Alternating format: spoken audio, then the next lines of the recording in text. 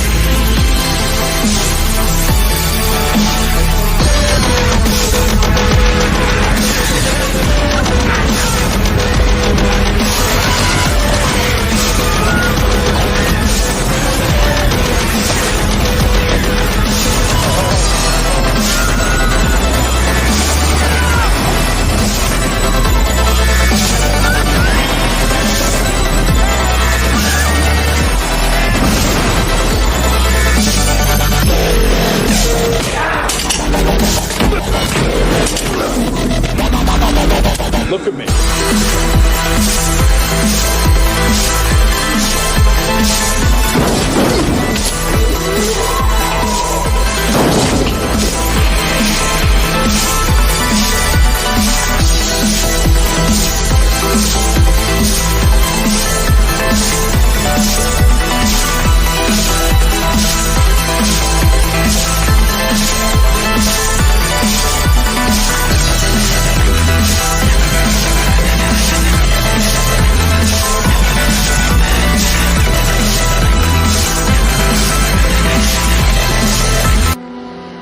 They sucked his brains out.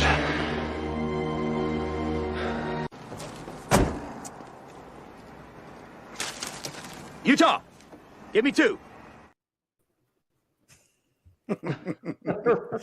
Yes, everybody, you are in the documentary stream. You ever bring their glow sticks? You bring your ecstasy and your glow sticks so we can get the rave on? Yeah, props to Brad for making that cool intro there. Yeah, it's way cooler than the stream is going to be. I can tell you that much. Those boring fucking streams. So everybody take a bump of speed, whatever you need to get through this. But we are doing our top 5 documentary streams. It's something we all wanted to do. We were excited about. It was not my idea. This was something that these guys put together. They let me join. I'm not the biggest documentary guy. I do like documentaries, but it's not my go-to genre by no means. But I've watched quite a few. I was able to pick my top 5 pretty easily. What about you guys? Did y'all struggle? Yeah. Yeah, it's not the easiest thing to go through. You know what I mean? There's so much to choose from. But I think I've got there. You know what I mean? This is the stuff that I go back to on more than one occasion. I've even used for reference material doing stuff. So I think this is the stuff that I do target back to. Yeah, if you watch a documentary more than once, it's one of your favorite documentaries. Yeah. I mean, that's really what it comes down to. Because who watches a documentary twice? Who owns documentaries? You fucking retards. That's who does. And me, Gizmo, some of these guys. You know, they qualify for that. The thing about it for me is this ain't like doing a top 5 Clint Eastwood stream or something like that. Because this is such a broad spectrum of movies or of, documentaries. It's hard to, to go through and pick out this one, out of so many. Even though I don't watch the amount you guys do, I've watched a lot over my life, and just kind of going back and remembering some of the ones I've seen. I did watch some for the first time that may or may not have made this list. But yeah, it was fun if nothing else. So yeah, it was interesting. This is gonna put you over the top. You're gonna have 1 million subscribers after this one. This is the video that brings you to that next level. Yeah. This is the one that breaks the internet. This is the Clint stream times 1,000. I mean, as far as people, watching it goes. Yeah, I would click on it. He's like, we got 4 people in the chat. Nobody gives a shit. I'm just looking forward to seeing what everybody else pulls. I mean, honestly. Yeah, me too. Me too. This is going to be, I think, a stream where nobody pulls the same titles. It's possible, but it would be really shocking to me if somebody pulled the same. Because documentaries that Gizmo was talking about earlier, they're so personal and it's so subjective. That's what I think makes it interesting. It'll be fun. And I asked I a don't know lot about of you people guys, about this stream, by the way. I asked a lot of people about this stream, and there was very little interest in participating at all. A Gizmo's like, can we make it a top 10? But very few people even wanted to do it. So it just tells you what kind of reception it's going to get. But it'll be fun regardless. Yeah, man. Well, we'll go through the chat and we'll jump into it. What's up, Tony? Tony was asked. Hey, guys. Tony was asked. He's like, listen, whatever it is, no. Holland says, hate all of us, but mainly hated Tony. Yep. Actually. Benicio, what's going on, man? What's up, peoples? Appreciate you being here. What's up, man? And what's up, pimps? This intro was badass. I agree. Dirt, what's going on, man? Hey, now I was wondering, what WTF is this? Yeah. 4K King, what's going on? Collection questions is number 1.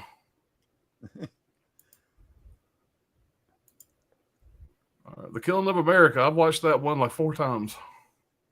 I came up on some lists. I don't think I saw that one. 4K King says number 2 is Tribe Called Quest beats Rhymes and Life. Yeah. So this is pretty much going to be a stream where I'm getting a bunch of recommendations of documentaries I need to watch. That's what the stream's going to be for me. It's going to be a big. I got my fucking notepad right here. I'm ready to write them down. I'm always looking for new documentaries to watch. I love them. Like I said, I'm elderly. So that's what old guys do. And they're the oldest 36-year-old man in the United States. There's nothing. I'm 35. There's nothing that you might as well be 36. You might as well be 36. I'm 36 next month. There's nothing that you get sucked into harder than a great documentary. A really good documentary, you're glued to it, and that's what I like to do. Like I'm big on I don't like being taken out of a movie. If you see something weird in a movie, like it doesn't belong or whatever, like it's really easy for me to get taken out of a movie. Documentary, if it's really good, I'm in it. I'm sucked into it. So I really enjoy that. Yeah. That's the sign of a good documentary that can suck you in like that. There are some documentaries that I came across when I was kind of searching around Netflix, and there are some bad ones. That just didn't catch me. I'm 15 minutes in, I'm turning it off, going to something else. But yeah. I mean, I think at the moment when it comes to stuff like that, that's what the streaming services supply best. You know what I mean? Yeah. I'm the world's worst at hating. Well, sorry, the world's best at hating on streaming services. But if you want documentaries, streaming services is a place to go because everything's on there, from the sublime to the ridiculous, from the cheap to the biggest budgets you can find. It's all on streaming services. Yeah, HBO has always been killing it with documentaries. Netflix, I don't think there's probably a better streaming service for documentaries. They're out there. Yeah. I mean, but the thing is, a lot of them don't get physical releases. That's kind of the place to watch them, is streaming. Yep. And by the way, we're also multicasting to PBS. So this is going to PBS for all the other dry, I would say the dry English type shows, but I don't want to offend my man there. We finally get the multi-stream setup for for Tony, and this is the fucking one that we're doing it for. He's like, this is going to do a lot for my channel, guys. Thanks. I've lost subscribers over this fucking stream.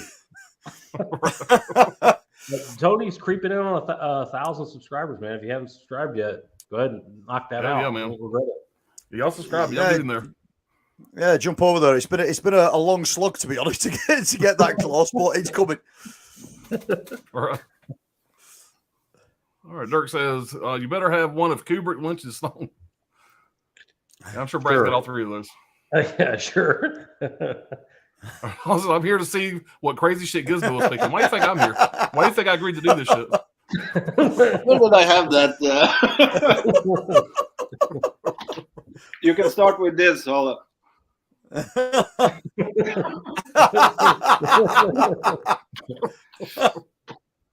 But they both are great. They are not in my list. American Pimp is a fantastic and informative documentary. And, believe it or not, I never participated in any kind of prostitution. I was surprised at how cheap it was.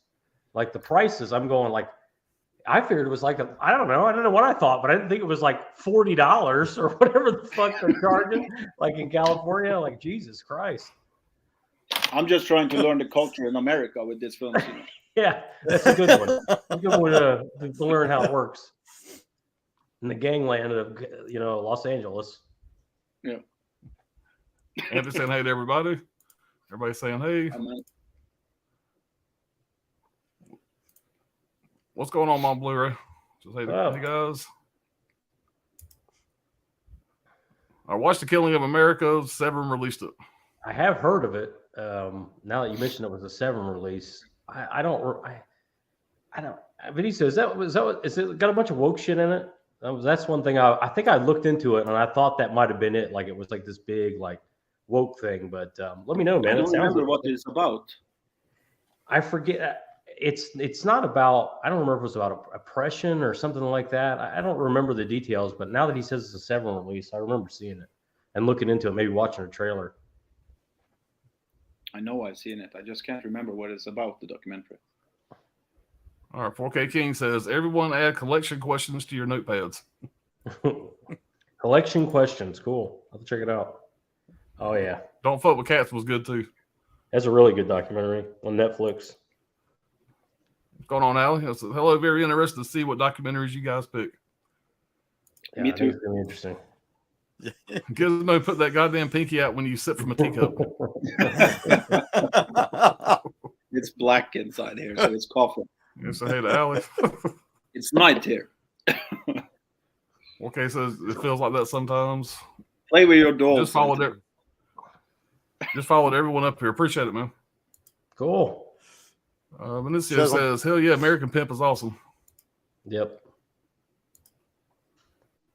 Faces of Death is a great one. Well, it is a documentary in many ways. Yeah, so but that's the thing. It's a mockumentary, like it's fake. All that No, it's all fake. It's just 2 of the sketches are fake in the first one, but no, they were all. It was all fake. They were all fake. No, not the gunshot to in the first head. one. No, not the gunshot to the head. That's real. That's the politician from.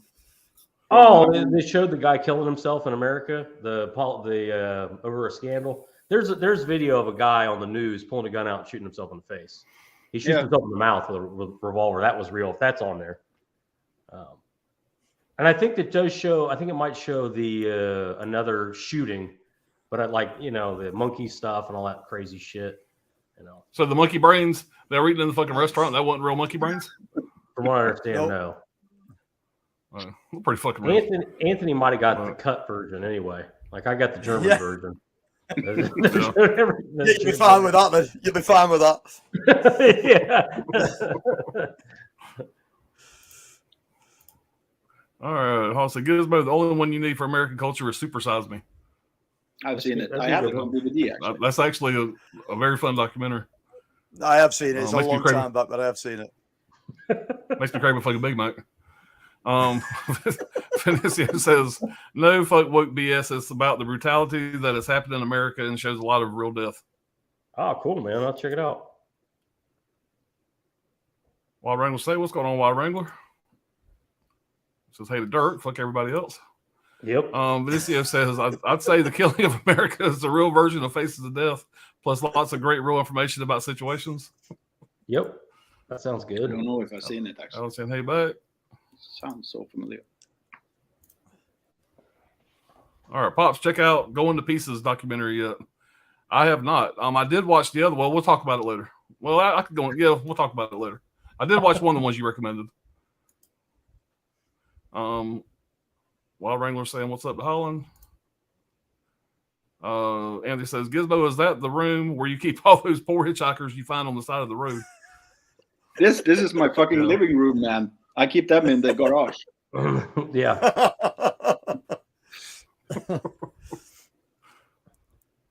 All right, we are caught up with the chat here, so we're gonna. It looks like you're in a fucking prison cell in fucking Shawshank.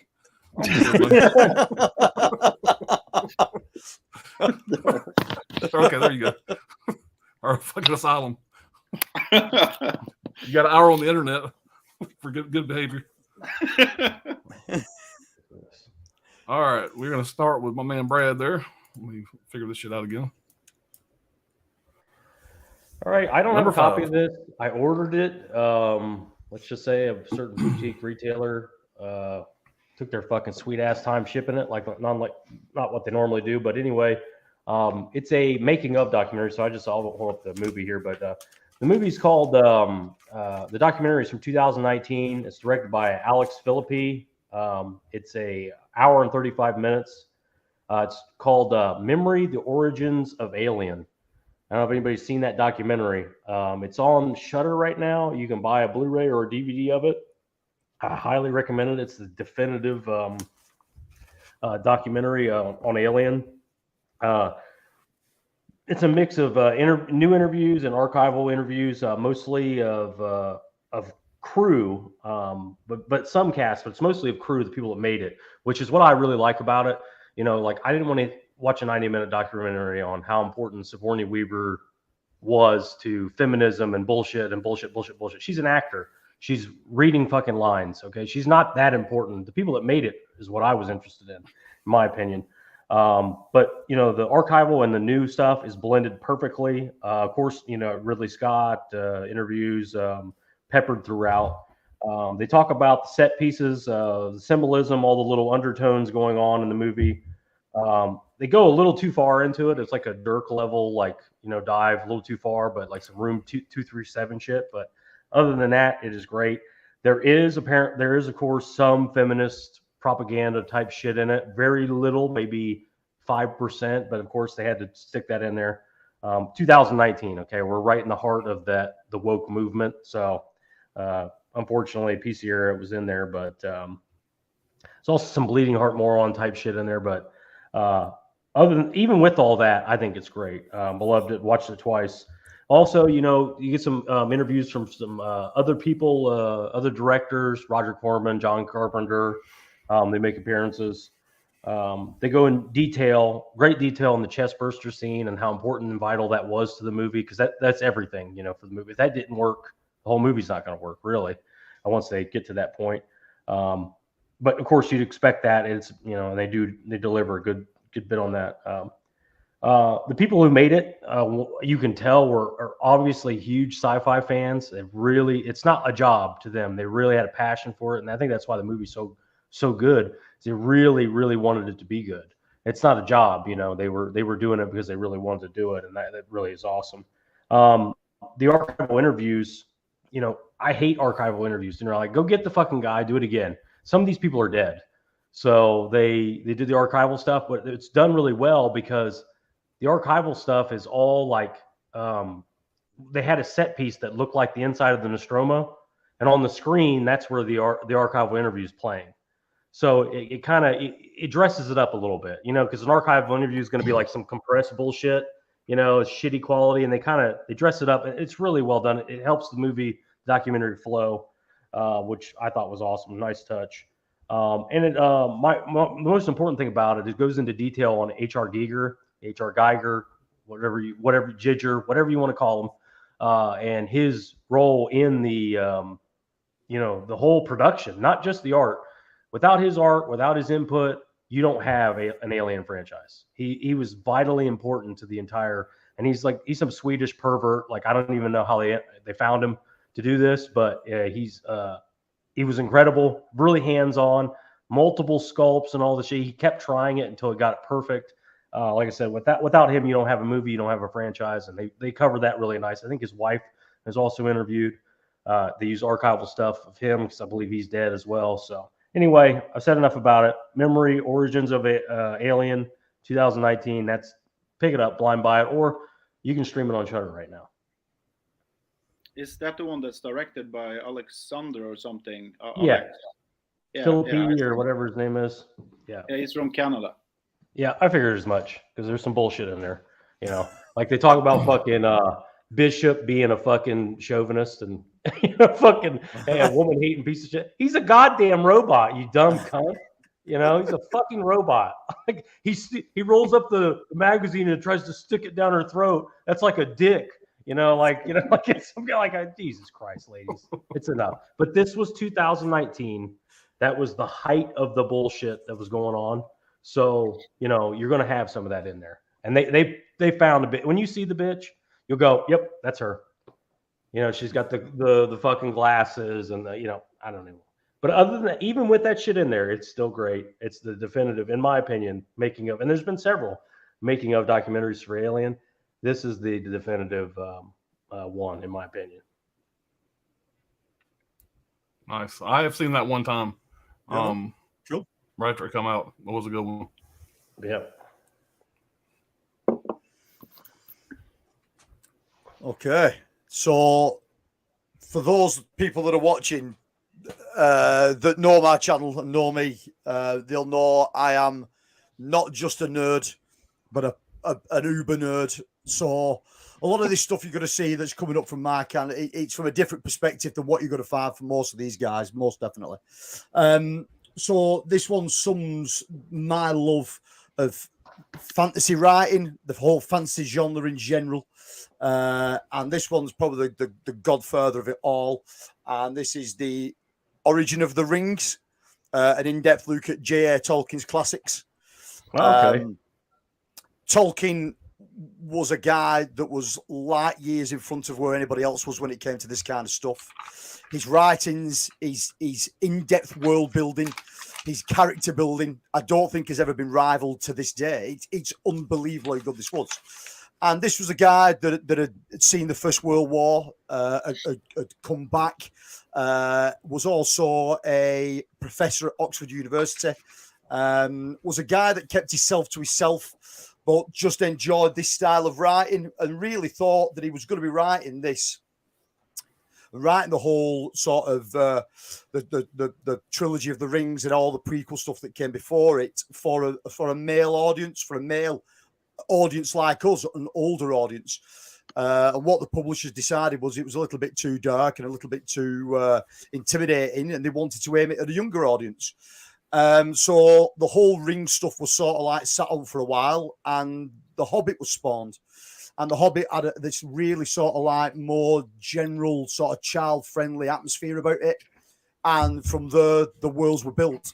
And if you go back and look at this stuff now, the guy was a master of doing what he was doing. The people that worked with him within the universities, within London, within Britain itself, knew how influential this guy was going to be and wasn't getting the recognition. And so much so that the publishers, once this went to sort of trade paperback and it went over to the US, this sold like hotcakes. It was an unbelievable seller in the US, and he didn't make one penny out of it. He never saw any of the money of any of those books that were sold in the US because there was some type of discrepancy between the publishing company, between the UK and going into the US. So for a long time, he never made any money off anything that he did. But the fans stuck with it, and everyone knows what happened with this as a film franchise. If you're a lover of the Lord of the Rings franchise or not, you can't take it away that it was a phenomenon of film. Not many film sort of franchises go the lengths that Peter Jackson went to with that. You can arguably say the Hobbit franchise wasn't as good, but still, as a Tolkien fan, you can't help but sort of tip your cap to this gentleman, because everything that came after this, anything in the fantasy genre, whether that was writings, whether that was TV, whether that was film, no matter what it was, all owes its thanks to this guy, J.R. Tolkien. Doesn't matter the way you look at it, everybody rode this guy's coattails. And it's a shame that the estate only started making money once he died. You know what I mean? Yeah. Before that, he hardly made any money at all. He was a teacher. That's what he did. That was his profession. That's crazy. But the people that know about him, the people that knew of him at the time and knew how good this guy was, no one was really listening. Even though the book was a bestseller, he still wasn't earning any money from it. And then it took so long, you know what I mean? They did an adaptation, the very, very back end of the 70s, a cartoon adaptation of Lord of the Rings, which didn't hit that well and it didn't make that much money. Then it was sat on as a franchise, as an idea for years and years, and they didn't know how to put it on TV. They didn't know how to put it on the big screen. And it took somebody at the end, like Peter Jackson, just to say, fuck it, we'll have a go and see what happens. But as a book, the whole trilogy is fabulous. The Hobbit is one of the first books I ever took sort of appreciation for. I wasn't a big reader of books as a child, and I remember having The Hobbit read to me at school, and instantly it just clicked. And that's what got me into reading. And it was a whole fancy thing. And then once you start getting into Tolkien and you realize how much Tolkien's work is out there, it's frightening. You know what I mean? The guy was a literary genius, and a world builder like no other. So if you've never seen this, The Origin of the Rings, this starts off right from his early career with his mother and his father. His mother and his father both died early on, and he was brought up by a local priest.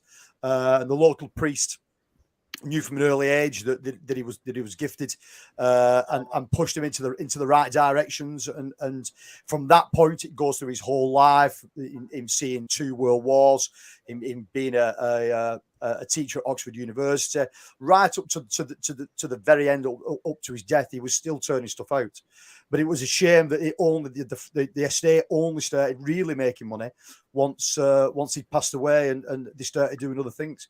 I can remember, and it's not that long back, it's within 10 years, that Tolkien's own personal desk that had been in his own residence for God knows how long came up to auction.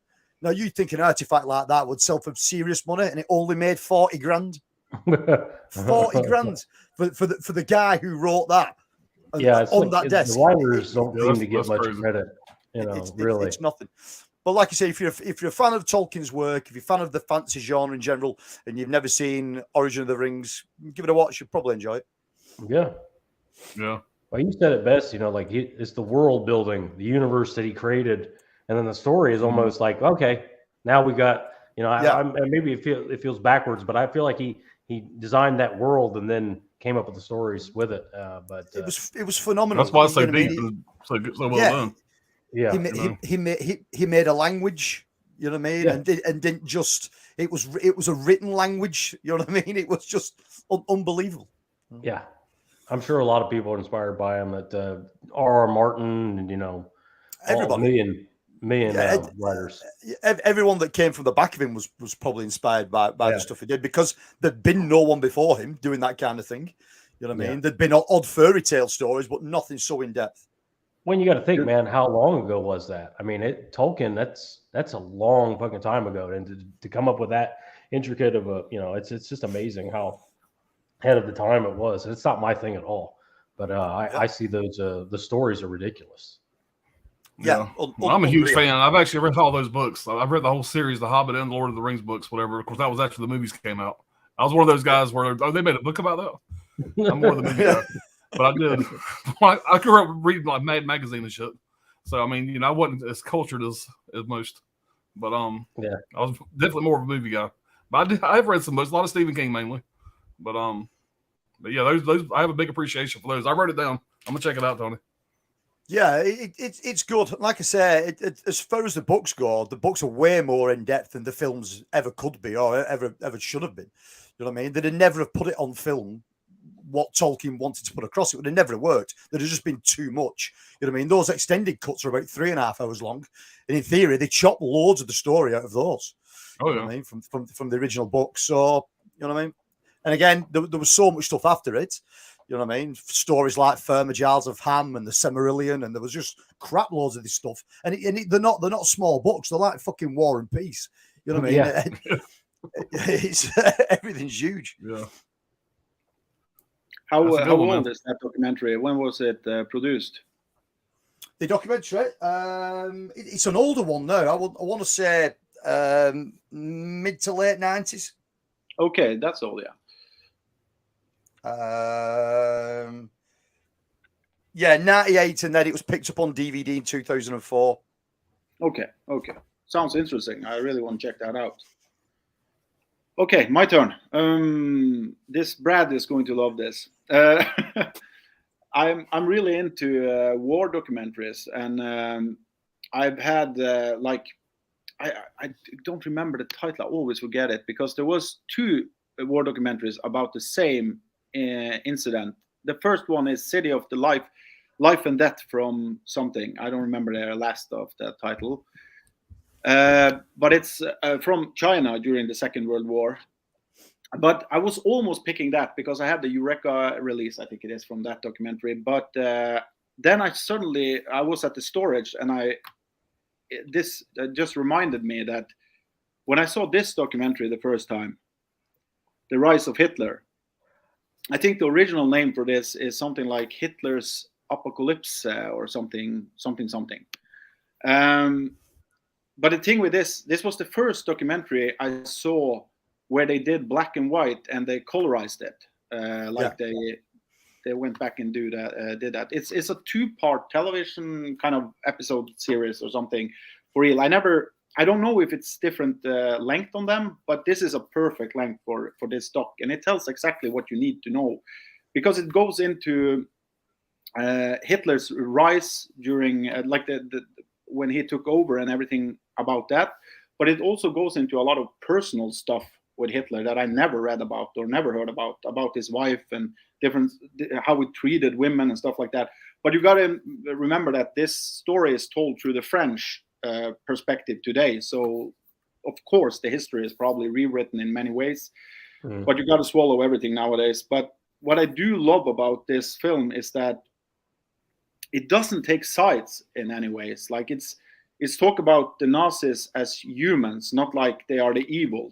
Hitler is, of course, evil, but the Nazis are more. You are not hating everyone you see in the fucking documentary. That's what I'm trying to say. Yeah.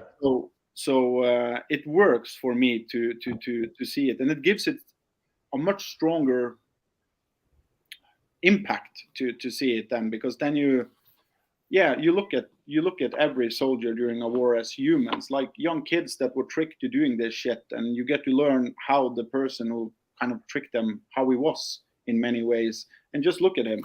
He looks like a clown. Yeah. So it's like shorts.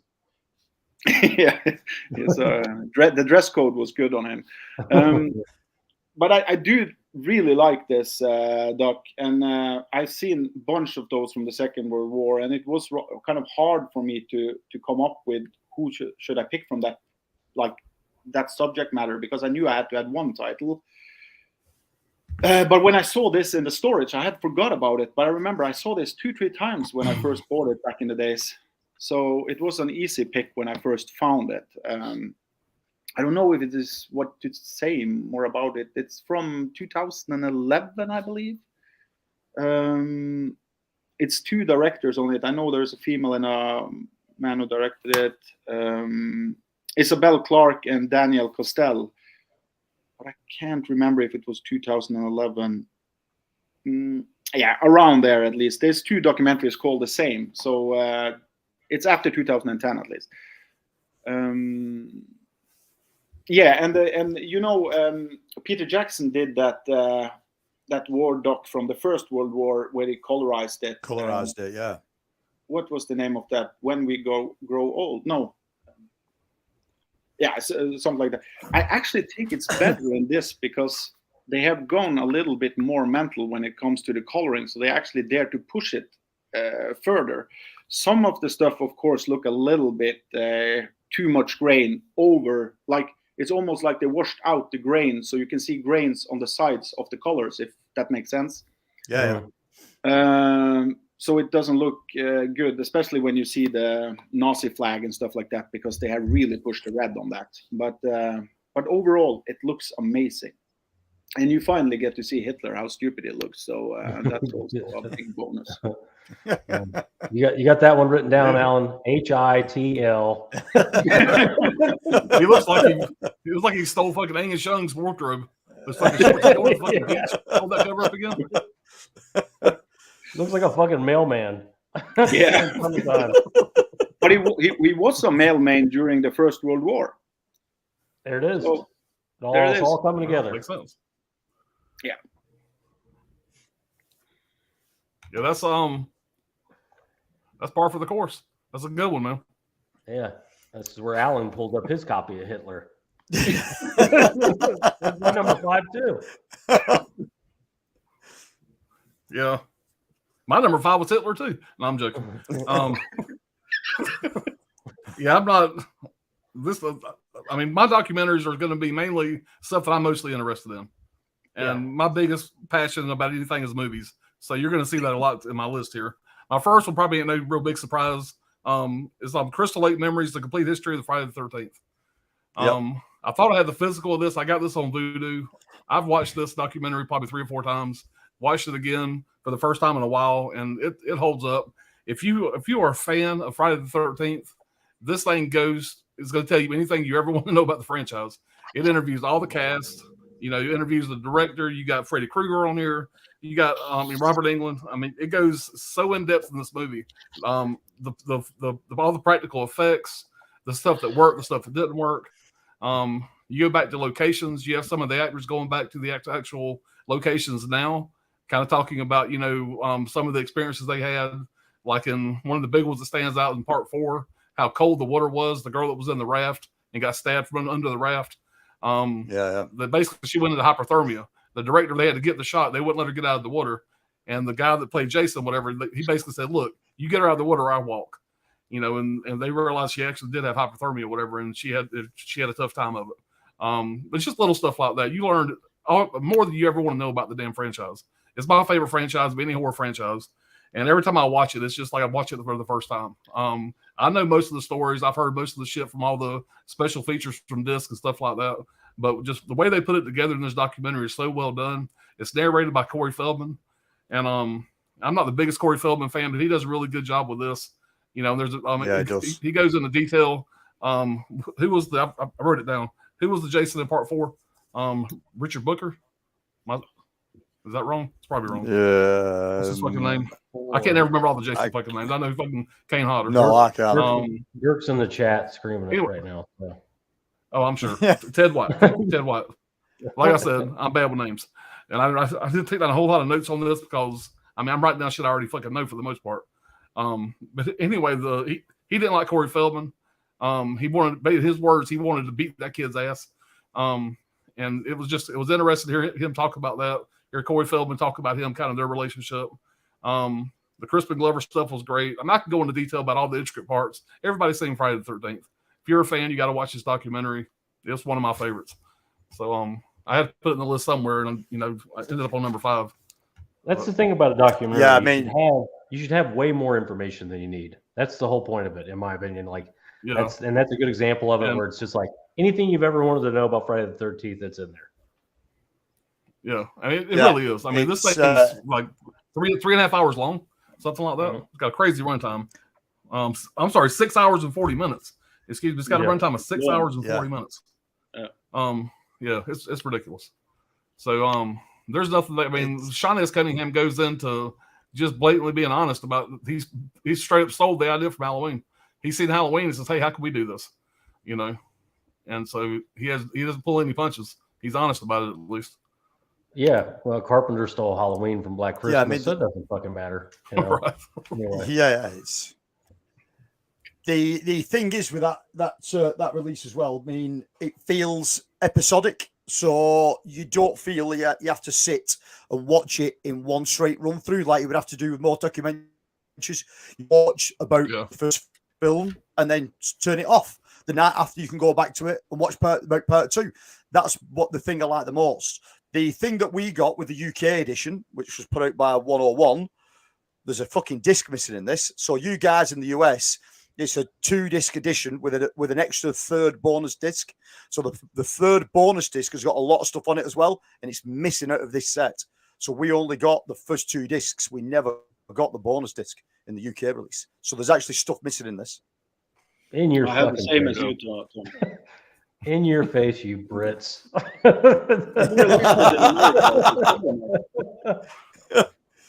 I believe if you buy the DVD version, which I don't know who put the DVD version out in the UK years ago, the whole of it's there on about 4 discs. Well, for some reason, when 101 put it out on Blu-ray, they decided to keep that 3rd disc out.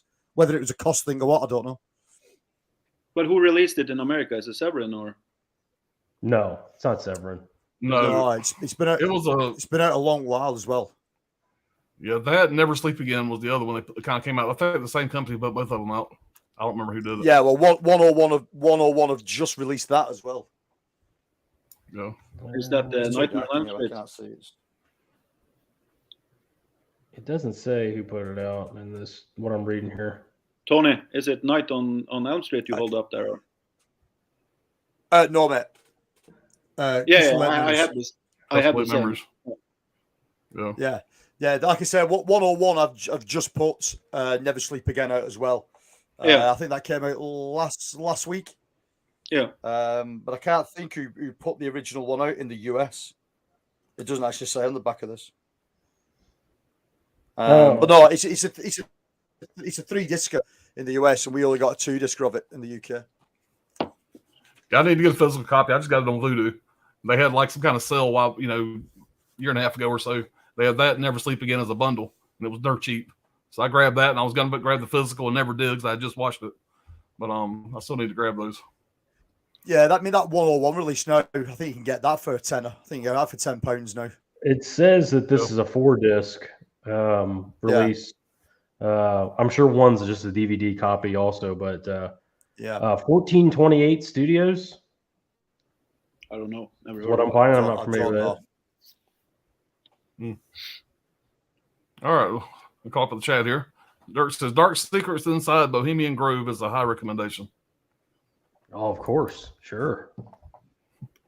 Wild Wrangler says his head hurts. I hope everyone out there is great.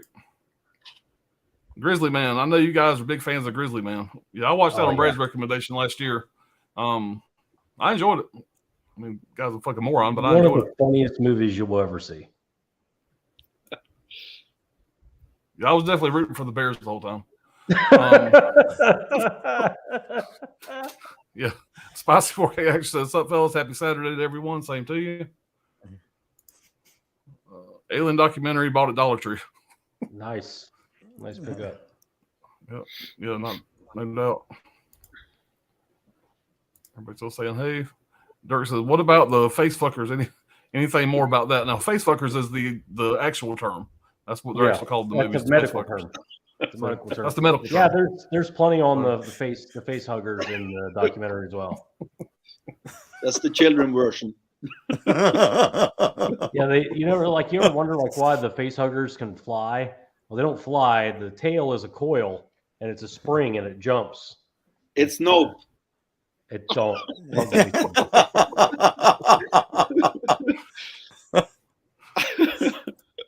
Yeah, that's disturbing as hell. All right. First time I heard about Lord of the Rings was because of Led Zeppelin.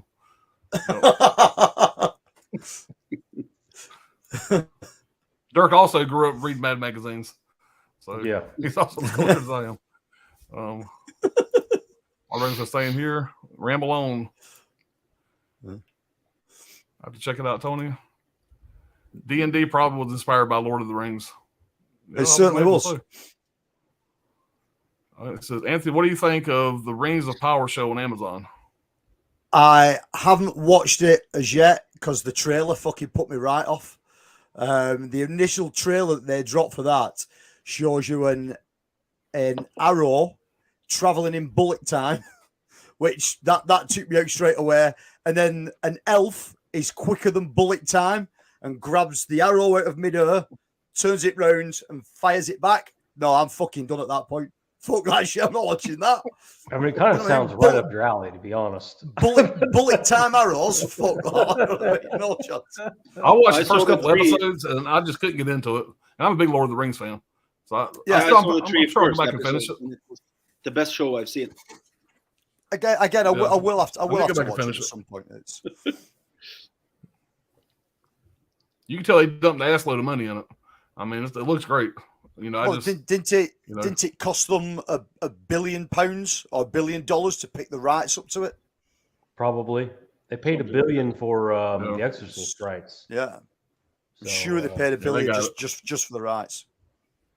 But they got rights to everything. It's not just the show or whatever. It's movies. It's going to be a whole bunch of shit. It's not going to be just the show. The whole IP. Yeah.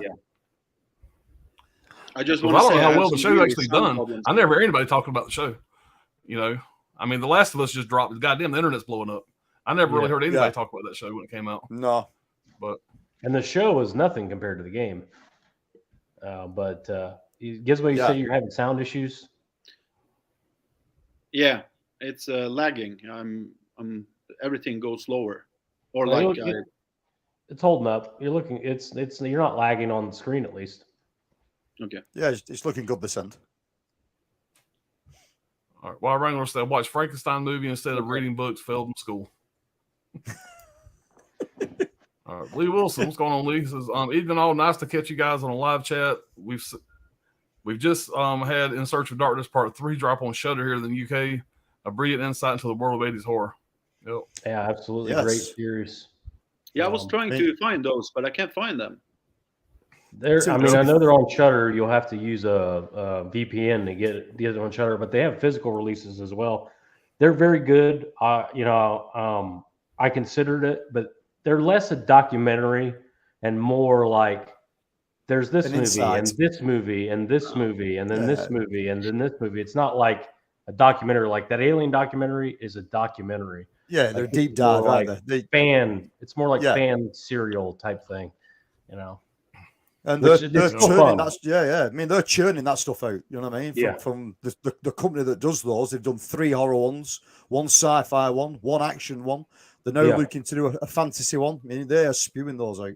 90s horror would be a good one to do. One of theirs on. It would.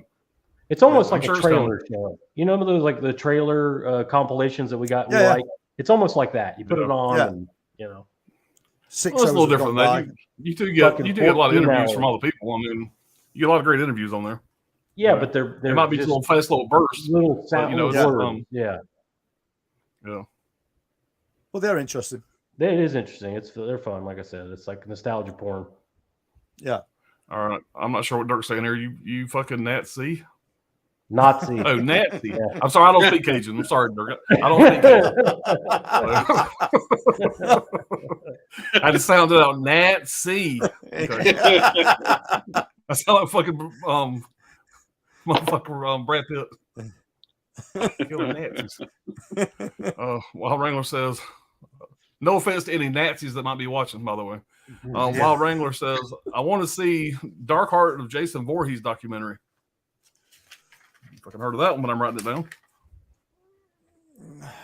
No, I've not. I guess you motherfuckers don't want to watch me write, do you? I mean, there are a few of the Jason docs out as well, aren't there? You know what I mean? Several, yeah.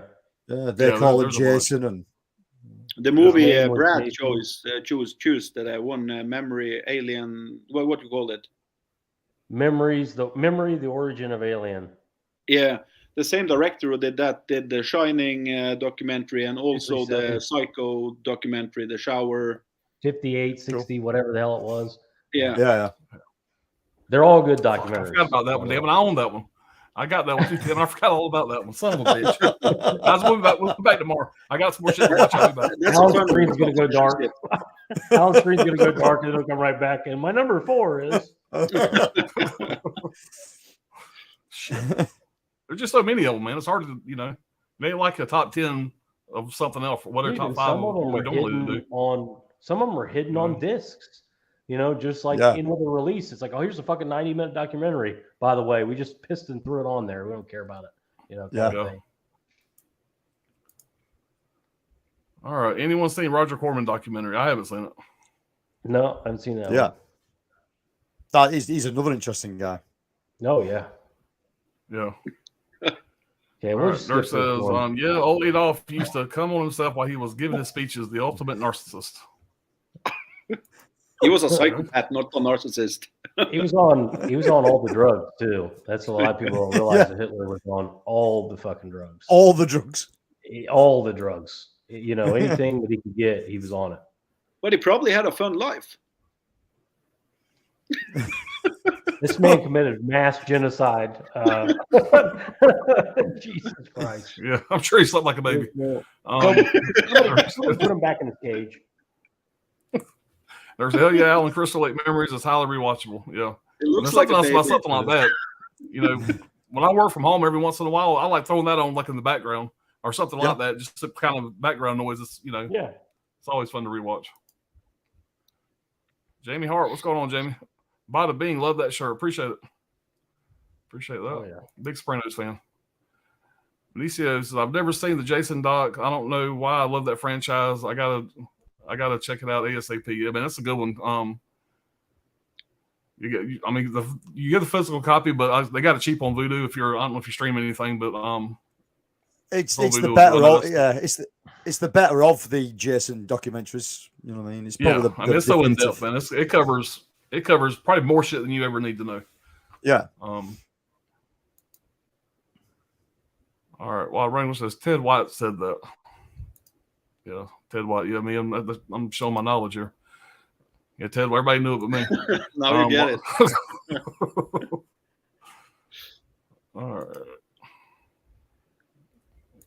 Jamie saying hello. Dirk says, imagine if Lynch would have done one of those Friday the 13th. Yeah. Imagine. They never would do it. Deep Dirk. Alex says, I've always been a fan of Corey Feldman. I love him in License to Drive. Yeah, I love License to Drive. Yep. The Lost Boys and the Goonies. Yep. I went to one of the concerts last year, and it made me so happy to see him happy and healthy. Yeah, I don't dislike Corey Feldman. I mean, I like all the 80s stuff. I mean, all these movies you just mentioned, I'm fans of. You know, it's just I don't really care nothing about his singing and all that stuff, whatever. But he was in some freaking classics back growing up back in the day. The Miracle was alive, really. Life. Yeah, it was always fun. Both the Corys were a fun time back then. License to Drive needs a Blu-ray. Oh, License to Drive was a great movie, man. It holds up. It's still funny as hell now. You know, I think License to Drive. License to Drive has got a Blu-ray on it. It does. It's called something else over there, I think. Yeah. Overseas, it's not called License to Drive. Maybe I'm mixing that. I think it's called Daddy's Cadillac or something like that. Yeah, I'm sure it's got. I'm sure it's got a Blu release. Yeah. That's a fun movie, though. All right. Mrs. Voorhees would have been a lot more sinister. And a bigger horror, too.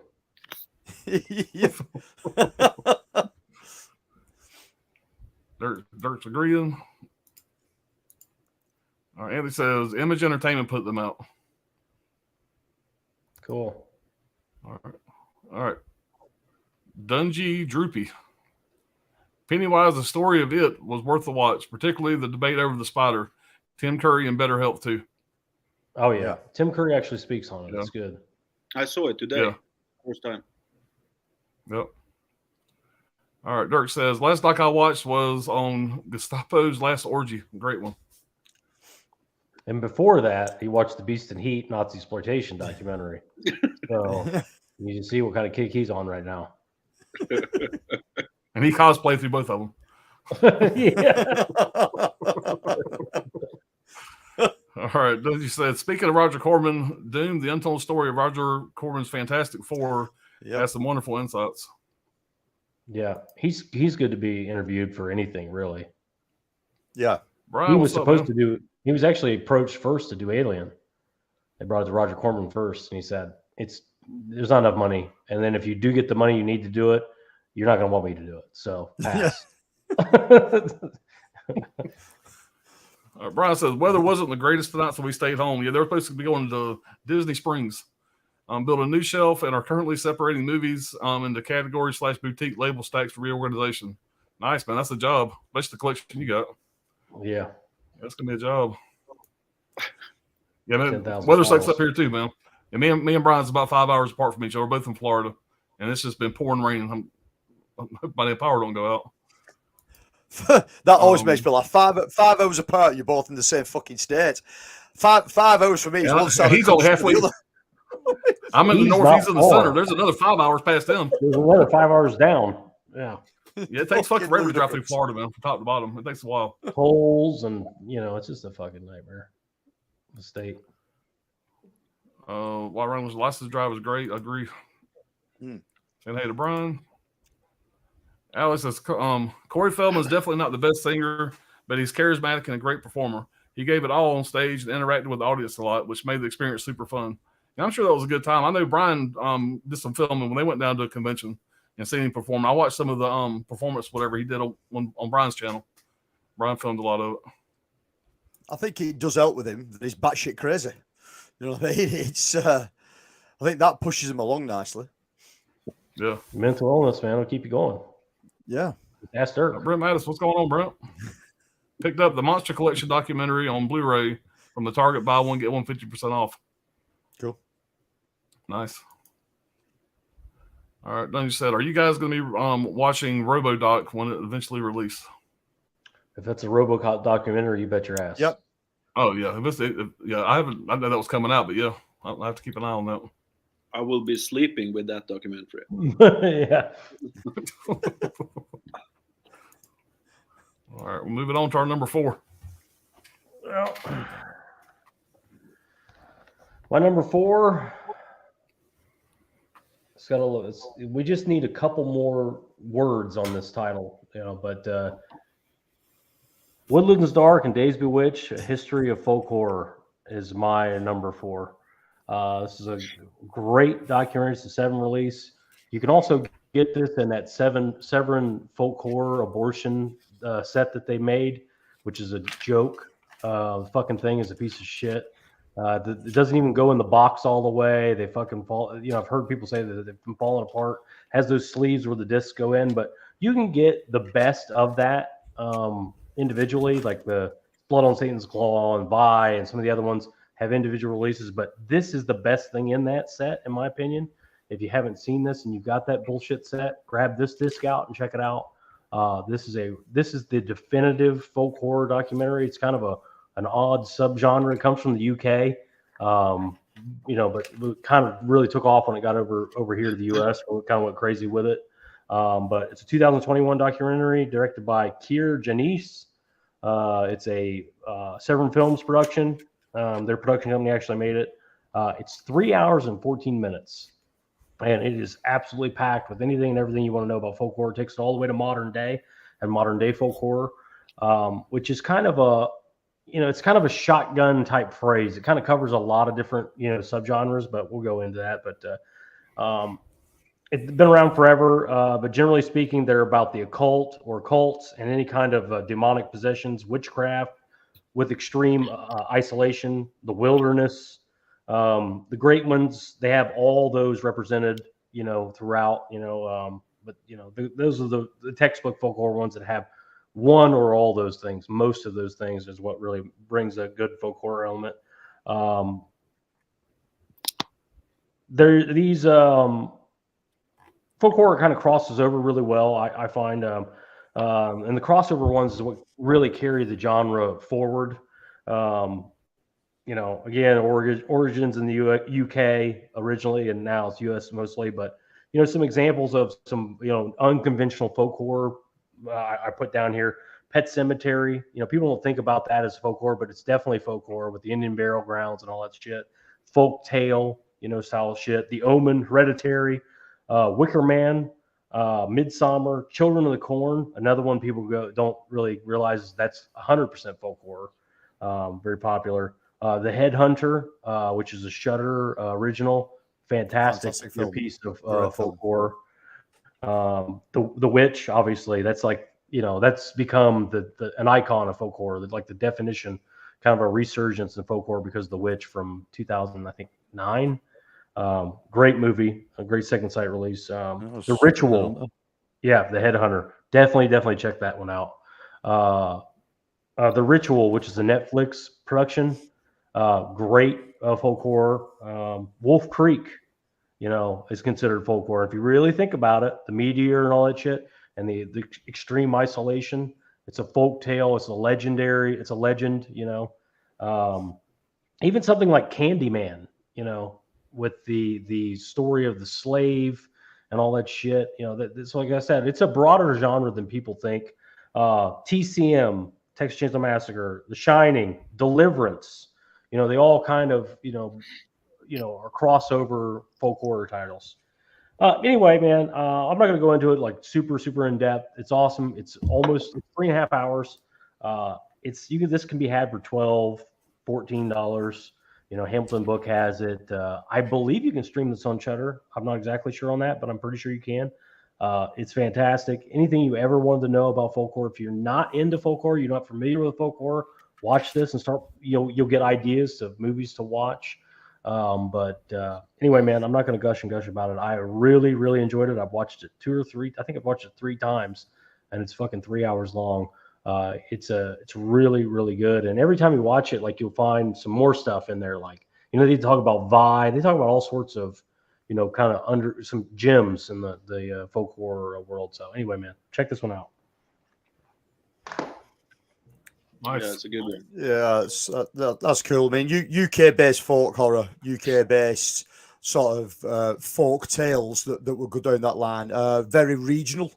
So you can go to certain areas and you'll hear one story that you don't hear in my neck of the woods. I mean, the one around near me is all about the Pendle witches, who live on a hill, who come out in All Hallows Eve. That's dated back to the witch trials within the UK, where 500 women throughout the UK were burnt and tried as witches. That's something in history, you know what I mean? That's something that factually happened, and then stories relate off those. And like I said, the one near us is a story about the Pendle witches. You can go further down south and you can hear about the sort of the Wicker Man traditions. Again, I mean, based from a pagan festival, the whole thing of the Wicker Man was initially a thing. You know what I mean? It's something that happened. That's the big thing about them. There's a kernel of truth, at least a kernel of truth in almost all of them. You even talk like Texas Chainsaw Massacre, for instance, not considered a folk horror, but really is. And a lot of those stories were blended to make, the folk stories, folktale stories were blended to make that movie. There were people that did things like that, and it came together. And then you have the isolation, the wilderness, and all that stuff. So, that's a great point that you made, that there is a kernel of truth to most of these. Most of them. Yeah. It's where they sort of stem from or spin from. It's really good. It's really interesting things. Yeah. Right. Next up for me, I'm a massive nostalgia head. Everyone knows that. I love the 80s. Everyone knows that. I'm also big into the whole nostalgia look on renting VHS back in the day, buying VHS back in the day, and where all that started from. And there is one documentary out that hits it really well for you in the UK, and that is VHS Forever, Psychotronic People. If you've never seen this, it's 90 minutes of pure bliss. It is basically two guys who put the documentary together. We're going around talking to some of the UK's most prolific vintage VHS collectors. So we're talking pre-certification. So on all UK releases now, you'll see the certification at the bottom. It'll tell you what it's certified as. This one's 18. You get PGs and 12s and U's. Back in the day in the UK, we didn't have none of that. So the big chase is finding those VHS tapes that are pre-cert VHS tapes. And they're the ones that go for good money. But this documentary looks at the guys that were trying to buy this stuff back in the day. So it goes down the lines of the original 39 banned DPP films. It talks about guys who owned video stores back in the day, who was buying and selling and distributing this stuff. And it was a shady, seedy underground back in the day. You know what I mean? There was generally lots of sort of markets on at the time, where there'd be VHS traders and collectors that would bring out their wares. They'd be buying and trading within the community, but under the tables was the dodgy stuff, and it's the dodgy stuff that everyone wanted. And there was police raids and all kinds of stuff. And this documentary basically is 90 minutes of that. What it does do as well, it speaks to Lloyd Kaufman. Lloyd Kaufman's on this. Lloyd Kaufman sort of explains himself. Within the UK, there was a demand for film going straight to VHS, going straight to tape. We couldn't get enough of the damn stuff. So Trauma were just churning stuff out onto VHS just for the UK market at one particular time. Well, this speaks to guys who own shops in parts of Soho in London. It talks to guys who were collecting certain titles at that time. These guys still own those titles from the early 80s. You know what I mean? And this documentary was from 2021. And these guys are still holding the stuff that they got first time around. And most of it now is worth a fucking fortune if you can get your hands on it. But it just the whole documentary sort of goes round in a big circle, and it looks at why certain films were deemed to be sort of so expensive and so wanted, and it also looks at why the police wanted those films off the streets, and then it looks at them at a modern day aspect, and those films are just laughed at. You know what I mean? Mild by comparison. Yeah, by comparison, they are laughed out of the place. But this is a really good one. Again, it's only 90 minutes long. If you do buy a copy of this, you can buy it. You can get it from their own website. You can get it from eBay. But the guys who distribute this, who made this and distribute this, also do posters as well. And these guys have just bought the rights to Vipco. So if any of you horror guys out there remember the UK Vipco line, they put a lot of horror stuff out through the 80s, very early 90s. And it's a defunct label, or it was a defunct label sort of the mid-2000s, and it had done nothing in years. But these guys have picked the Vipco label up, and this is the first thing they put back out on it. So to sort of celebrate that, they also released 6 A3 posters with this as well. So if you do buy this, and it's at a reasonable price, I think it's like under a tenner, you get this and six posters as well, which is pretty cool. There's some sort of special feature stuff on here. So there's like we said before, 90 minutes of the actual documentary, and then they throw loads of other stuff. I would imagine it's stuff that got trimmed out of the final cut and they put back into this. And again, it's just filled full of anecdotes, stories of collectors, stories from guys who was within the scene at that time. But if you've never checked it out, try it. VHS Forever, Psychotronic People. Yeah, I wrote it down, man. I'm gonna check that one out if I can get my hands on it. Is it hard to get? Is it like not really, mate? No. If you are struggling to find a copy, then I will email the guy and I'll buy a load and send you guys a copy each. It's, you know what I mean? It's really worth the pickup. You know what I mean? The time and sort of labor of love that you can see they put into it. It's fantastic, and they've done it off their own backs. It looks like it's all been funded by them. They've not made much money back on it. I mean, something like that's not going to sell in abundance, but it's just something nice to give back to the community, I suppose. And it's also, the UK. When you put ratings back in the days and you trimmed the films and everything like that. Yeah. That's the kind of movies we also got in Norway. We trimmed them even a little bit more sometimes, but we had pretty similar releases in England and Norway back in the days. Yeah. The whole pre-cert scene, even now, if you're into video collecting within the UK, the pre-certification copies of VHS, the prices of those have just gone through the roof, like really through the roof. It's unreal. And if you want one of those original pre-cert band 39. You're going to be shelling big money out. You know what I mean? It's, but each to their own, I suppose. Yeah. That's a good one, man. Yeah, I just want to show 2 titles first because this is kind of in a sub line of docs that I really are interested in. It's these are not the ones I picked, but I was about to pick this one, and then this one. Oh, Hearts of Darkness. That's a great one. Yeah. And then I was between 2 films because I can't pick who's best of them. But I don't have one of them on physical, so I just took the other one then. It's the other one is Jodorowsky's Dune. I love that documentary. But this one was the one I went with, Lost in La Mancha. I think this is the best comedy ever made, and it's not made as a comedy at all. It's Terry Gilliam was supposed to make a movie back in the end of the 90s, I believe it was. I think the production was supposed to start in 2000, around that time, and everything went wrong before on the filming. I don't think they managed to start shooting before 2 years after they started pre-work, like where they went on location and stuff like that. And the most fun thing with this film is the location manager, because you feel sorry for him from the first time you see it. He's pushed by the studio and the director because they want to film someplace, but nobody has been there and looked at the area. And the thing is that he's got the job so late, and there is a storm going through the entire first month of this production. So nobody could go out there. So when they were supposed to start filming there, it's close by to like a not a hidden, but what you call in America like a area where they have military and flights and everything.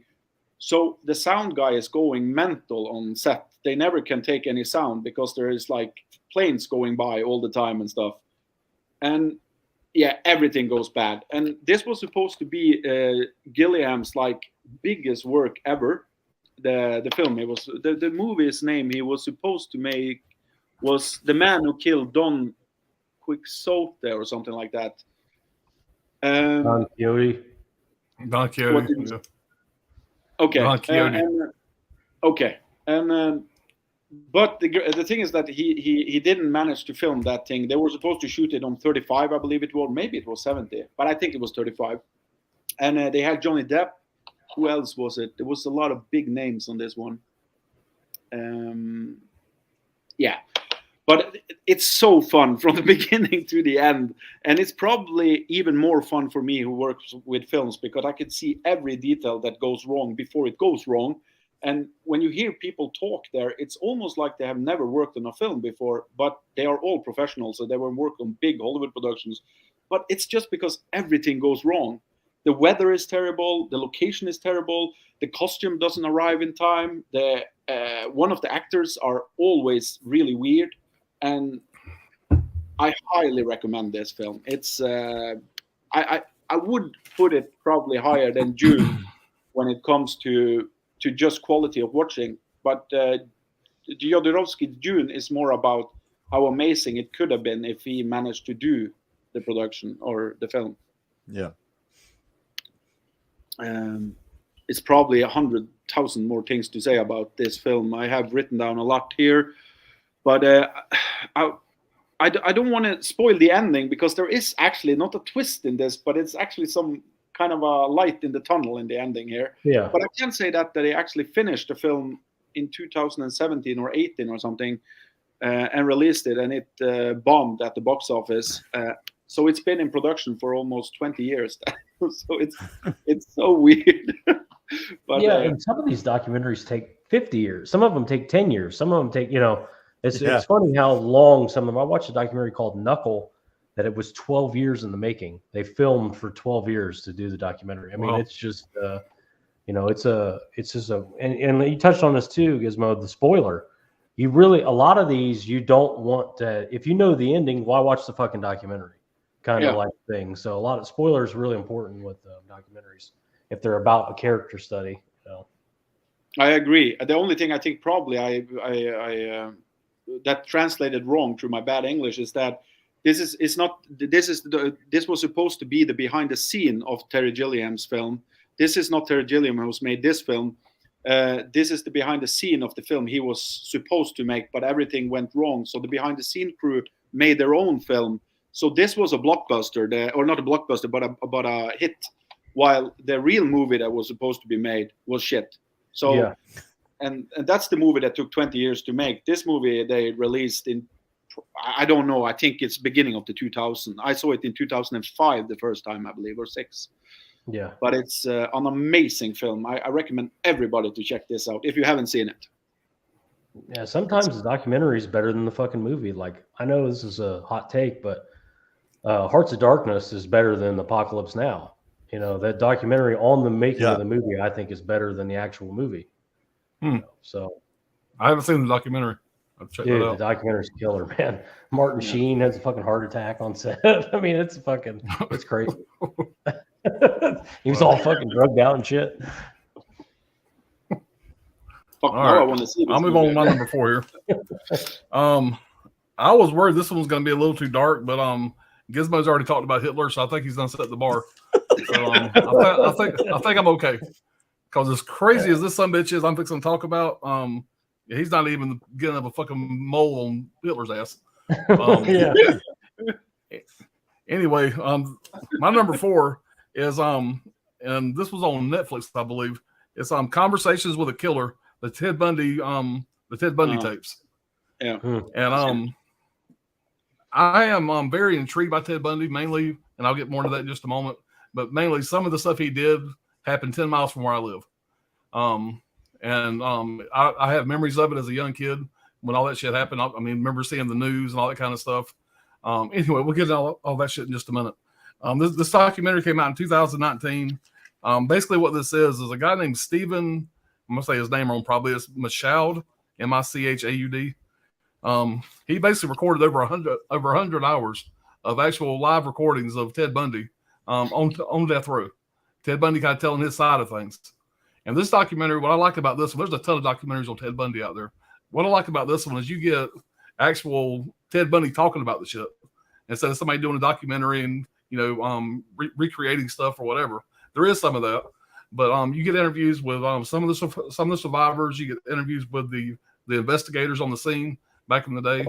The most intriguing thing about this is the creepy factor of hearing Ted Bundy talk about this shit. He was a very intelligent guy. What's so damn intriguing about Ted Bundy is he's not like your average serial killer. Most of your serial killers, they look like serial killers. You dress up like clowns, big goofy looking guys. This guy was a well-adjusted, good-looking guy trying to be an attorney, trying to get into politics. He looked like anybody on the street. The guy next door. One guy said in the documentary, and this was like one of his best friends back in the day, that he was the kind of guy you'd want your sister to marry. That was his quote. And that's what made him so damn better than the guy next door. Better than the guy next door. Like the captain of the football team. Like, that kind of guy. Right. He wanted to be upper class, never quite got there. He was trying to be a lawyer, but his LSAT scores were shitty. And so he got into some like junior college law school out in Seattle, Washington. And after that, his girlfriend that he was dating was very high class. He wasn't making any money. And his girlfriend basically expected to take me out on a date, buy me the nice stuff. He couldn't do it, so their relationship fell apart. Shortly after that, he went into, or at least what we know, what he's admitted to. He's admitted to 30 murders, but people say that he could have been murdering people all the way back into his teens. There's probably a gazillion, there's probably a lot of other murders that we don't know about that he committed, but he's been convicted of 30 or admitted to 30 of them. This documentary came out 30 years after his execution. His first kill was his kills happened from 1974 to 78, the one that he's actually admitted to. Check my notes here. But basically, the way he did things, this was kind of his MO. Is he would, and you see this in other movies, they kind of pick up on it a lot. He acts like he's hurt. He's got a cast on. He's a guy that's kind of a weakling. Girls ain't threatened by. He gets them over for to help. He's lost these directions. He bangs them in the fucking head, throws them in the car, takes them somewhere, sexually assaults them. Does all kind of crazy shit. Everybody knows the story of Ted Bundy. He's a psychopath. The thing about this documentary is the recorded tapes is what I enjoyed about it. Just hearing him kind of talk, giving his side of things, whatever. It was very intriguing. Like Brad was saying earlier, what he likes about a documentary is it draws you in. This one really did that for me. And it's one that I just really enjoyed. But as far as the stuff in my hometown, Florida State University is 10 miles from my house. And two of these killings happened at a sorority house in Florida State back in 1970. I wrote down the year. 1978, January 15th, 1978. Lisa Levy and Margaret Bowman. He broke into their sorority house, whatever, and pretty much hit one girl upside the head with a log. And just it was just a bad story. It was a bad story. It was all over the news. I mean, I was only 8 years old when it happened, and I have memories of being on the news. It was a big deal around here, as you can imagine. Like I said, he was executed on January 24th, 1989. Don't ask me why, but I still have the newspaper clipping they put in the newspaper the day he was getting executed. And I used to work for a law firm. Little side story. I used to work for a law firm, and I was asked the law firm that I worked for. I was a runner. The law firm I worked for, they were one of the lawyers that was involved in the Bundy case with the Florida State stuff. And I was asked to go to one of our old storage sheds and destroy a lot of documents. Well, I see a box there that says Bundy on the side of it. I was 17 at the time, 18. I grabbed a whole handful of documents, kind of threw them in my truck, and I still have those in a storage bin in my storage shed. So they might be worth $1 million. I don't know, but I got a bunch of Bundy shit from that. This is actual, shit from the court case that from the Florida State killings. But anyway, Ted Bundy. I mean, serial killer documentaries. I'm a sucker for those. Ted Bundy more than most, just because it was so close to home. And if you hadn't checked this one out, there's a ton of Ted Bundy shit out there. But this is one of the better ones I've watched. So I really enjoyed it. Yeah. Those murder docs in general on Netflix are huge right now.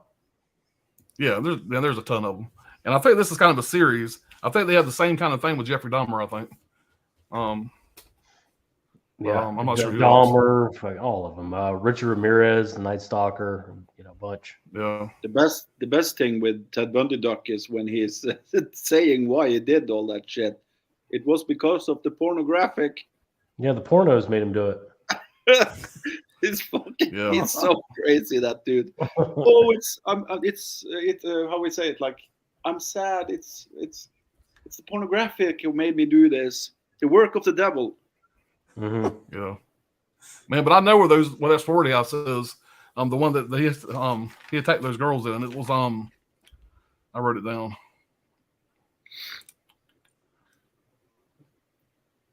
That's after he escaped, Alan, isn't it? Well, it's not important. It's not the Alpha Omega or whatever it is. Anyway, I know where the house is still there. The house still looks the same, obviously remodeled, but the houses are still there. It's pretty creepy to drive by there. You just think that these girls are just college girls, college students, going to sleep one night, not knowing this guy was going to break in your house. It's pretty fucking creepy. But that was after he escaped, right, Alan? He escaped, and he basically went to Atlanta, Georgia, got on a bus from Atlanta, Georgia to Tallahassee. And when he got to Tallahassee, his thoughts was, and this is him talking in this documentary, his thoughts was he was going to lead a straight life. Nobody would ever find him down there. The first job he goes to try to interview for, they asked him for identification or something. He couldn't produce it, so he didn't get the job, and he went straight into his old ways after that. Basically, he would go to grocery stores, steal wallets out of women's purses, go out with these girls and steal money from them. That's how he survived. And then he, of course, started going back into his killing again. And he escaped 2 times. Yeah, I don't know. Yeah, I think so. He escaped from prison one time, and he escaped from the library one time, or some place where they took him. Yeah, you're right. Yeah, he jumped out the window. It's fucking insane. How can you escape 2 times?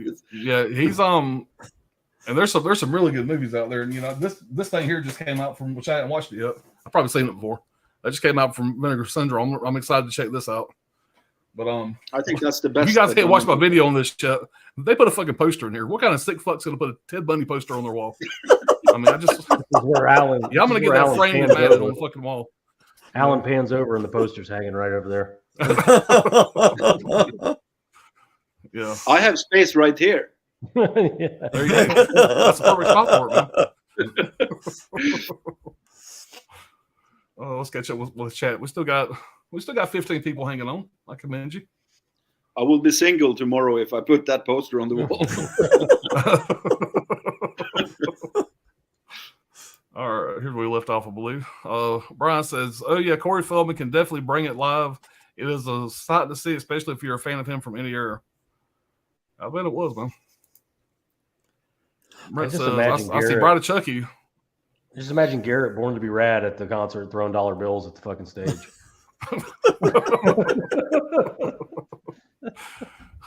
Brent says, I see Bride of Chucky coming to 4K. Yeah, me and Brad were talking about that earlier. Yeah, I love Bride of Chucky. That's my favorite in the series. All right. Dirk says, some people call it mental illness, maybe for some, but for me, I just awake inside a dream of a beautiful nightmare. He's stone sober. His green tea sticking in. Wild Regular says a documentary called Blood, Boobs, and Beast by Trauma. Alan will be right there. I am. As soon as I get to the chat, somebody starts talking to me right now. I don't want to interrupt the chat again. Dirk says I need to check that one out, Tony. Yeah, I wrote that one down too, Tony. I'm trying to it's good. It's interesting. Wall says, I own VHS Fantastic Dinosaurs of the movies early 1990s. That sounds interesting. Yeah. Any kind of movie documentary I'm into. Wall Reynolds says, before Jurassic Park. Cool. I like Lost Souls documentary. All right, so I'll check it out, Gizmo. Check it out. It's really good. Spooky's film documentary is better. Yeah, I mean that That was a Vibco documentary as well as it was a Vibco release. That is a great documentary. The documentary is better than the film by a long shot. I mean, if anybody knows Spookies, it's a terrible film. It's a fucking awful film. You can't even call it a film. It's just bits of shit spliced together. It just It's doesn't like work. a Hard Rock Zombies type thing where it's just nonsense. So it's fun. It's but just not. The documentary is great. Yeah, But I think they swapped directors in the middle of the shoot of the. They did. Spookies. They did, So, yeah. Yo, this is funny. While Wrangler put this at 7:16, before I just said my thing about the Ted Bundy poster, he's like, "Pops, you hung up your Ted Bundy poster?" Yeah, I'm showing that poster off doing the unboxing. I'm going, what kind of sick fuck's gonna hang this on the wall? Dirk says, I always heard Bundy's mama was his sister and he was a product of incest. If that's the case, was it really his fault? Yes, that's not true. It's his fault. Even if it's true, still his it's fault. his fault. It's the bad boy Bubby thing. Bad boy Bundy. Bad boy Bubby. Yeah. All right, Jamie Hart says, of course, it's still his fault. Yeah, I agree. He had a choice and he chose to be bad. Dirk's from the South. They're real sympathetic to inbreeding. So. Fucking look at Alan. That's not even funny, dude.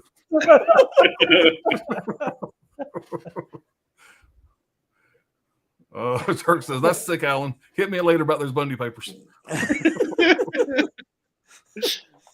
Yeah, y'all see me putting that shit on eBay?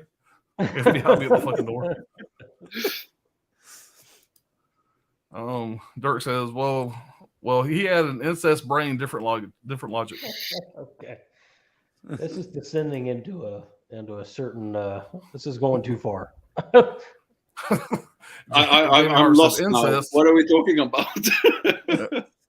Dirk is saying that his Bundy sister and his mother are the same person. Not his mother pretending to be his sister. Or his mom was pretending to be a sister. His grandmother pretended to be mom to both. Yeah. I think Dirk thinks that his mom and his sister are the exact same person. I think that's what he thinks, but I don't think that's the case. Well, Dirk's his own grandpa. So. Yeah. Yeah, there you go. Yeah. Y'all think about that one for a minute. Brent says, have you seen Killer's Delight from Vinegar Syndrome? Isn't that based on Bundy? It is. I didn't. It wasn't my favorite movie, but it was all right. I'll be nice. Dirk says, if the incest shit is true, I don't know. Yeah, Dirk does some deep thinking about that incest shit. I'll tell you as far as so he. Brian says, I already put the Ted Bundy poster on the wall. You're the sick fuck for not idolizing him. Touche. Yeah, it's right next to the zombie poster there in the back. It's a good place for it. Brett says, did you guys see Undead from VS Umbrella, Australian zombie movie? Fun watch. I've seen it many times. It's really good. I do have it. Yeah. I do have it there, but I have not watched it yet. It's like it's a great production also. Yeah. I love Umbrella stuff. I'm glad Umbrella is a partner label now. Excited about that. You know, don't expect any just run-of-the-mill zombie film, though. It's far from it. It's it's Shaun of the Dead-esque, plus with like a load of sci-fi elements thrown in there as well. It's low budget, but done really well. And Anchor Bay put a release out of it years ago. It's really good.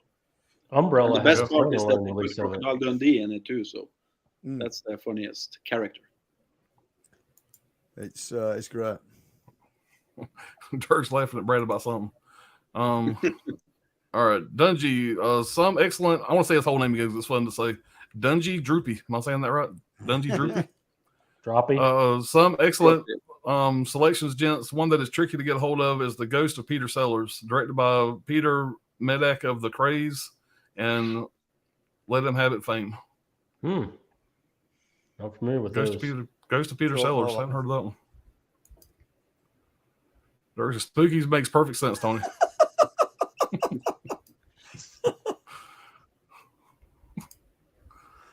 All right, Deep Water, the story of Donald Crowhurst and his faking of sailing around the world is absolutely brilliant. The true story is far better than the two biopic films that almost came out back to back. Yeah, there's a really good sailing documentary called Chasing Bubbles. If you haven't seen that, I believe it's on YouTube.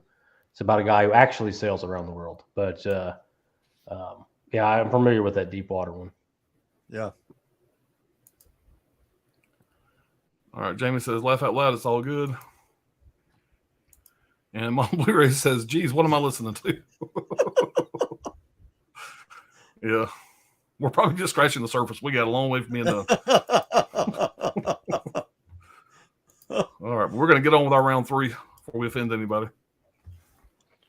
Well, I'm just happy to bring it back to some sort of, relevance of PC, humanity.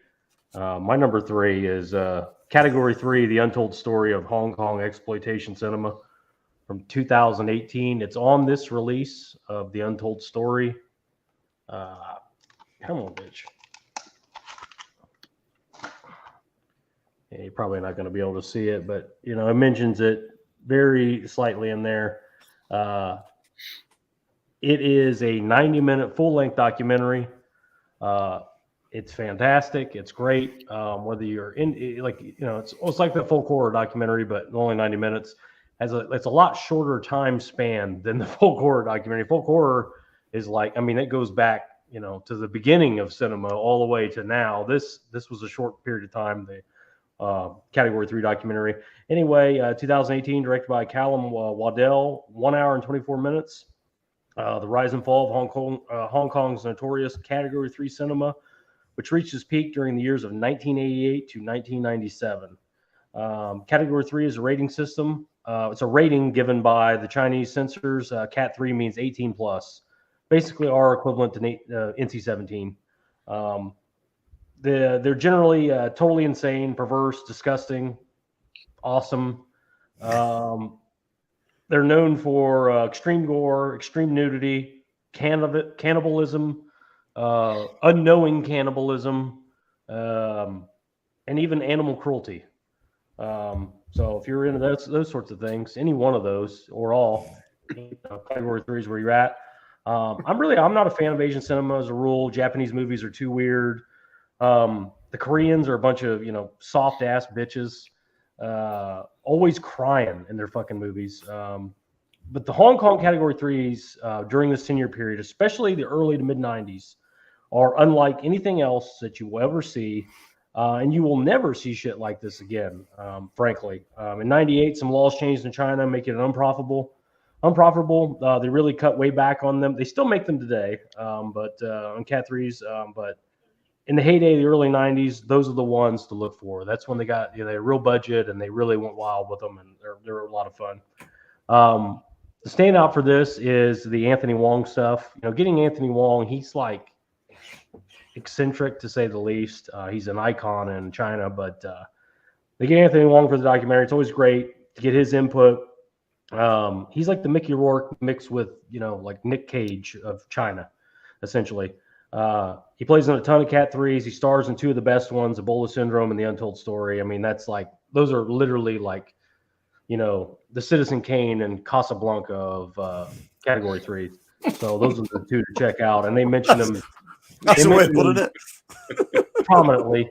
Well, yeah, they both involve restaurants and stuff like that. So, only Brad can put Citizen Kane and the Ebola Syndrome in the same fucking sentence. Anyway, and him as an actor, it doesn't matter what's on that page. He's gonna fucking go for it 1,000%. Whatever's on that page, he's gonna do it. I mean, and if you've seen some of these movies, it's like, all right, suck the eyeball out of her head. It's like that. Cut the guy's head off for the card table. You know what I mean? Like, he is going for it 1,000%, and it's awesome, and he's great, and he still makes movies today. But he is. They still make Category 3 movies today, and they put him in it. That they're just not. They're a shadow of the former prominence that there was in the early 90s, early to mid 90s, late 80s, but really the early to mid 90s was kind of the heyday. But anyway, they love them. They respect them over there for good reason. Anyway, this documentary covers the whole era over 90 minutes. If you're not a fan of this movie,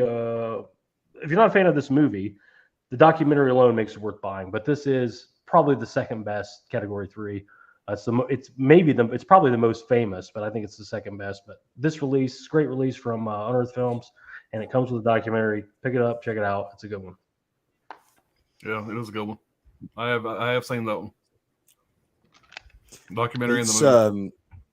Yeah, isn't that one that everyone thinks that 88 is going to be releasing next Yeah, one down 88 for Films, the I guess, factory? is putting this out. Yeah. I don't know if it's a 4K or what it is, but this is a great release. This Unearthed Films one with that documentary, and it's a great scan. I don't really understand why 88's doing it, but maybe they're doing a 4K upgrade. I don't know, but it'll be different artwork for sure. Yeah, I'm not 100% sure why they're doing it, but they definitely are doing it, because if you go to the BBFC listings for the year, that's the only Cat 3 title that's in there. So it's got to be them, and it's got to be that. Yeah, so it's okay. If it's a cool release and has extras, I'll double dip. I recently double dipped on Ebola syndrome like a fucking idiot, but those are the two best by far. If you're going to see Cat 3s, those are the two to see. And then if you like those, you can find more. I would imagine 88 will put something a little bit different on it as well. You know what I mean? Yeah, I can't see it being a straight port. There'll definitely be better artwork. There will be 88 does a really nice artwork and a big box and all that stuff. So who knows? Yeah. Right, it's me again. We're going back to the VHS stuff again now, because I do truly love VHS in the VHS era. It's just so iconic and so nostalgic that I can't get enough. So this one is going to be a double showing, and it is the definitive guide of the Video Nasties Part 1, Part 2. Hell yeah. If you haven't seen these, if you don't own these, this is the best thing that you will ever see regarding to what happened with the Video Nasties inside the UK. I won't go on too much about this because there could be a possible live stream of this at some period of time. But all you need to know is everyone knows what went on in the early 80s within the UK, with the BBFC and the not being ratings on films. Films were slipping the net. Certain people, kids mainly, minors, were getting hold of films that they should never have been watching. And the whole Video Nasties list was launched. And within these two documentaries, I mean, these are documentaries. I mean, fuck me, these are like 14 hours long. You know what I mean? There's like three discs in each. They're just going forevermore. They're really insightful about every title that was put on those lists. They're insightful because the guys that they speak to within these are guys who were there at the time. They were guys who were dealing with this kind of thing, whether they were selling or it. They speak to some directors. They speak to some producers. Again, a lot of the films in Video Nasties weren't my cup of tea, are still not my cup of tea, but the whole ethos around it, the whole mystery behind it all, and considering it happened in the UK in my lifetime, it just has me chomping at the bit constantly. And I constantly go back to both of these. You can constantly get a nugget of information out of something that you might be pondering over. You'll try and Google it. You'll try and look at it about a specific film, a certain film. You're not quite sure. You stick it in, it's on the list. Boom, you've got something on there about it straight away. They work really well. They were put out fantastically within the UK. A company called Nucleus made these and put these out. I know in the US, I think Severin picked these up off Nucleus. Severin released both of them. Both can be picked up for reasonable kind of money. If you're into the whole video thing, if you're into the whole sort of the mysteries of the whole Video Nasties within the UK, these two editions, definitive editions, will put you on the straight and narrow about what happened, when it happened, and why it happened. Because there's so many sort of reasons why things happened, and then sort of stories get passed on like hearsay, and people think certain things happened, and this happened for this reason, and a lot of it didn't. It was just Chinese whispers.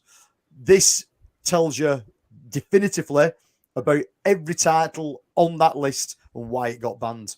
And they are great. They are really, really good. And there's more than just that on there as well. They talk about defunct video labels from back in the day that was turning this stuff out. They've got massive back catalogues of sort of like intros to those particular video companies and their intro music to the opening of their titles. They are a good watch. They're narrated well. The trailers are fantastic. Every original video trailer for the title we talk about is on here, as well as they are ram-jammed full of information, and they're a really, really good pickup. Yeah. So if anybody's into this kind of stuff and you've not seen this, then yeah. It's the exact same releases, just Severin picked both of them. And I think apart from one part on the special features, they are exactly the same. But I think the Severin release has got one thing missing on the special features on both discs. But apart from that, they're the same release.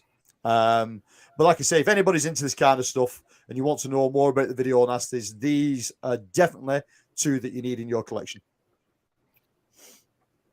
Yeah, Dirk is hyperventilating right now out there in the chat, I'm sure. Stand like a dog. Wait for the Severin sale, Dirk, to buy those, because they go down to like $7 a piece. Yeah, right, they go for nothing. Like 30, during the Severin sale. Yeah, that's a good pick, man. I still got to watch those. I've had them for over a year. Yeah, it's easy to get through them. They're only 7 hours a piece, so it's quick. Yeah, it's a good watch. But again, you can watch it like episodic. You know what I mean? You can watch it. You don't have to watch the entire thing. You can watch episode by episode, trailer by trailer. They're really good. Yeah, that folk horror documentary, I'm sure nobody gives a fuck about. I think it's in 4 parts, so you can break it up. You can stop it, and instead of watching a fucking almost 3.5 hour documentary. Yeah. Okay, the next movie is a little bit hard for me to talk about because it's been so long since I saw it, but I saw it so many times when I was little, and it's Animals Are Beautiful People. Okay. It's from the same director who did, I think the English name for it is God Must Be Crazy. That's the Norwegian title, at least. I thought you were going to say it's from the same director who did the Hitler documentary. No, this one is from 73, I think it was. And he made, have you heard about God Must Be Crazy? Because he made kind of, today, these films could never be made. Because we look at them today, it's kind of racist in many ways. But this one was made for, I think this had like, when it was released in Norway, it was for like 7 years old and up. And it's purely like a normal National Geographic kind of animal program, if that makes sense. But they put like stories on the animals, so they are like people, if that makes sense. And it's so many fun sketches. It reminds me a little bit about Monty Python, but it's focusing on animals. But the main reason why I love it, because the last time I saw it, I was probably 22, 23, so almost 20 years ago. I still thought it was so amazing because they managed to capture so many of these things, and it's shot on 35 millimeters, so they didn't have many chances to film it also. They couldn't just put a camera there and capture it for days. This has been planned, and it's insane when you watch it, how they did it. I was actually planning, because back then when I was young, in the end of the 80s, beginning of the 90s, there was a lot of those kind of films that mixture between documentary and fiction. And you have probably heard about the movie The Bear, where they use 4 years, they follow a bear cub, I think. And that movie is my absolute favorite, but I think that's too much fiction in it, so you can't count it as a documentary. But this is a pure documentary, even though they go for the kind of sketches and stuff. But this is the best of all of them that I would say is a pure documentary. It's a shitty release. It's been, I think this is from 1999 or 2000 or something it was released. But I checked the DVD and it still works fine, so that's good. And I don't know if anybody released it on Blu-ray. I couldn't find anything about that. But I highly recommend this, and I recommend God Must Be Crazy as well. I bought them also on DVD because I couldn't find the Blu-ray for them. They are also insanely fun today, since you know they are kind of sketchy for the time period we're living in. So that just makes them more fun. Yeah, I'll definitely check that out. I've heard you mentioned it before, and eventually I'm going to get to that for sure. It's on But my you list. haven't seen God Must Be Crazy either, or? No. Oh, okay. No, I haven't remember seen either title. I believe I think that's what I'm thinking of. In the trailer, there's a kid that's throwing this Coke bottle in there, and he's coming down, hitting him in the head. Yeah, That's there's a something Coke with gravity bottle or that something like that. falls That from was a Gizmo plane on in the screen. Africa, and the kid finds Okay. this Coke bottle, and then the story revolves. That's in the trailer. I just remember that back in the day. I've never watched it. So. Yeah, but it's really funny, and yeah. All right, this one here may not be that exciting the most, but I'm a big fan of this movie, and this might be somewhat generic. You guys are picking some pretty obscure stuff, but I had to go with Pennywise, Story of It. Cool. I've had this for a little while. I just finally watched it. I really enjoyed the hell out of this documentary. I'm a big fan of the movie. I'm a big fan of Tim Curry, and just to see him on here doing it, he wasn't on there a bunch, but there was quite a bit with Tim Curry on there, and it was really cool seeing him talk about the makeup and how they kind of went back and forth. Their original idea of Pennywise, he didn't want to do all the makeup. He wanted to use his old face, and the director and everybody was so glad that they did, because he did such a great job with it. That was the most interesting part to me. But you could interview with all the cast back in the day. Stephen King's on here talking about some stuff. It's a really fun documentary. If you're a fan of the movie, you really need to check this out. Whatever it's anything you ever want to know about the movie. I learned a lot of stuff I didn't know, and I've seen this many times, the movie. And but the screenplay was originally done. I did not know this. The screenplay was originally started by Lawrence D. Cohen, and not Larry Cohen, but Lawrence D. Cohen. And he had done a lot of stuff, whatever, for Stephen King. He did the screenplay for Carrie, Tommy Knockers, Nightmares and Dreamscapes. But he was having some problems with the script. So Tommy Wallace, he directed it, actually took over the screenplay writing. They say after day one is what they called it. I guess, talking about the chapters of the story. But after day one, basically, Tommy Wallace took over the screenplay work or whatever. But you could interview some John Ritter, Harry Anderson, Seth Green, Richard Mauser, which I've always been a fan of, underrated actor. Annette O'Toole, Jonathan Brandis, Richard Thomas. I mean, everybody, Tim Curry, obviously. It's just a lot of fun. I just ate it up. And after watching it, it's like, how much can I really say about this on the stream? I mean, it is what it is. You get all the information you need to know about it. Everything. That's pretty much what it is. But I enjoyed the hell out of it. Yeah, it really is, man. It's a good looking release.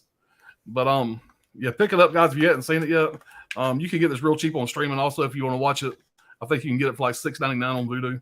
If you want to check it out before you buy it. Yeah, maybe on Shudder now as well, also. But this is pretty cheap too. This ain't bad. I don't remember what I paid for it. It wasn't terrible. But yeah, 12, great 15, release, a lot of 15. fun. I just watched it 2 days ago for the first time, and I said, it's got to be in my top 5. I had a good time. It's great. It's a great documentary. Yeah, I watched it today for the first time. Okay. So I'm just glad they did it whenever they got the footage when Tim Curry was still, Yeah, I'm a big Tim Curry fan, and it was cool. You could tell he was on the verge of not being able to do it. I mean, because he was obviously not in great health when he did this interview. Yeah. But just the what I really like about it the most, like I said, is that at first he was going to have pretty much a full makeup where you couldn't even tell it was Tim Curry, and he was pretty much like, it ain't gonna happen, Yeah. Because when he did the devil and what was it, Legend? Legend. He didn't want to do that again. He didn't want to do that again. And he said, "Look, I could make the faces. I could make this motherfucker scary." And thank God they did, because I mean his facial expressions and what he brings to the character, it's I don't know. It's just great. When he's in that fucking storm saver and he goes, "Oh yes," I mean it's great. But yeah, Tim Curry was such a big deal back then. He had that kind of stroke. He was like the Andy Serkis of his day type thing, where it's like you can't do it without Tim Curry. So if he doesn't want to do a fucking headpiece, he's not doing one. So figure it out. It worked out well. Yeah. He did some fantastic stuff in the day. You know what I mean? Clue was another good film of his. He did loads of good TV stuff. I mean, he did an adaptation of the Discworld books. I think he did play Ricewind. He played the other wizard. I can't think what his name was, but he was brilliant in that as well. He's a talented all-round guy. Rocky Horror and Congo and Mr. Hamoka from Congo, stuffing his face with the fucking cake. It's just the dude was an icon. But I'll tell you one thing about Tim Curry: if there's a God and he exists, he hates two people: Michael J. Fox and Tim Curry. There's just nobody he hates more because they're all kinds of fucking crippled. Like Tim Curry is a shopping cart basically. He can't do shit, anymore. Yeah, and, it's really a shame because you'd think what he would be doing at his age now, if he still had his abilities, faculties about him. Yeah, it'd be some fun stuff. Yeah, like some fun roles. If he was still able-bodied. Yeah. He would be a perfect Hitler. All right. Speaking of that, Jamie Hart says, "Would it be in poor taste to say that my number 3 is the Wild and Wonderful Whites of West Virginia?" Oh, Jesus Christ, Jamie! Yeah, that is unsubscribe. Unsubscribe to all of us. I mean, Jesus Christ! Not as bad as it sounds. Whatever. If I remember correctly, I think I watched that once. Yeah, Brad told me about it. The Whites. I would never. The Whites in this case, where it sounds bad, but the Whites is the name of the family. Am I correct on that? The White. They just happen to be white. It doesn't sound. It just doesn't sound as bad. I mean, it's not as bad as it sounds. Yes, but, it's totally in poor taste and un-PC. Like, it's definitely it's a fun watch. Check out October Country, Jamie. You'll like that one if you like the Whites. It takes place in upstate New York, not West Virginia. Same kind of thing. Yeah, Jamie, if you're a fan of the Whites, Jamie. It's really. He's also a fan of the Whites. Whites, the blondes, the blues. All right, let's move along. Let's move along. All right, Gus, what's going on, Gus? Says, hey, Pops, and all y'all else, everybody else. Appreciate you being here, Gus. The Citizen Kane of Category 3 movies. You should say that on the box. That's a subgenre. Rusty Fork action. Hey, Gus. Hey, back. All right. Yeah, I'm mad about this one here. I got this thing ordered, and I was hoping it was going to be here in time to give it a shot. But yeah, Brent says the Fredheads, the documentary, comes out Tuesday, but Amazon hadn't shipped it yet. Yeah, I pre-ordered it. I'm waiting on mine. Yeah.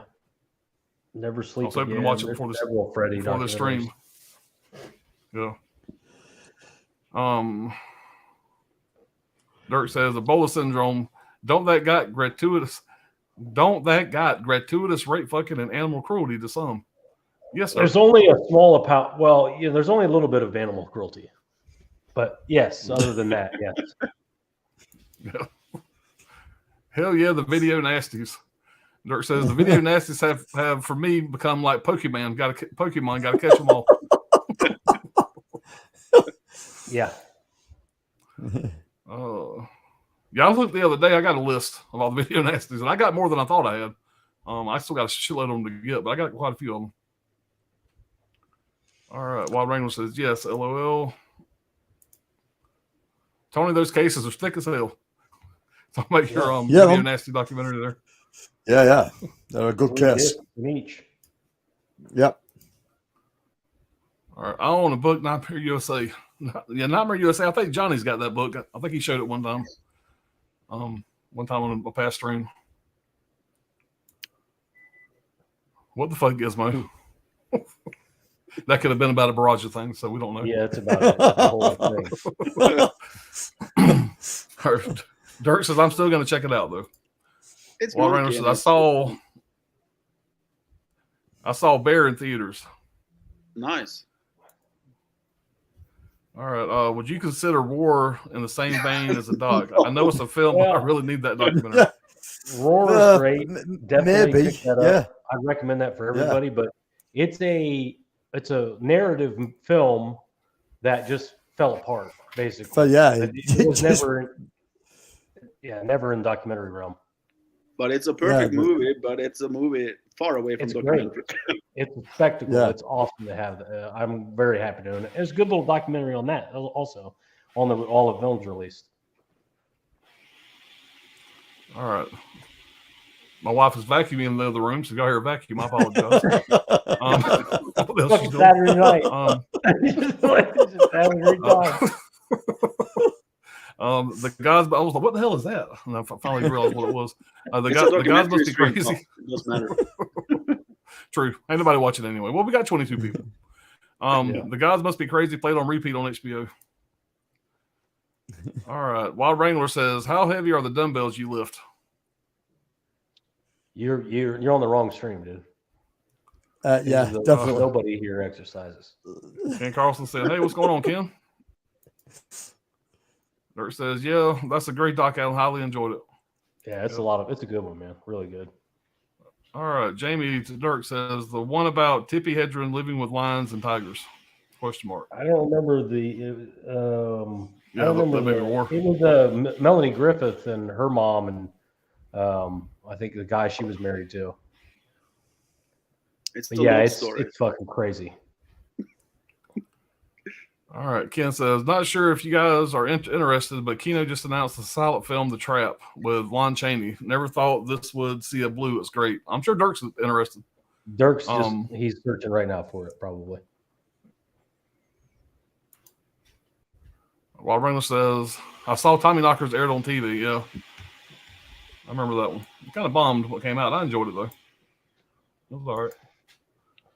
All right, Gizmo. Okay. Thanks for being here, Gizmo. Good pick, Pops. I love the spider dick in it. All love to the spider dick. See, we have him on the stream, so he's not in the chat. and there's no getting around it. There's no getting around it. All right, Dirk says, Jamie has a very young Melanie Griffith. She got a scalp injury, among others. She got half her head ripped off. Yeah. Fucking lion. What's going on, Kal-El? Jamie says, I've seen it. Awesome movie. Yeah, it's crazy. It's awesome.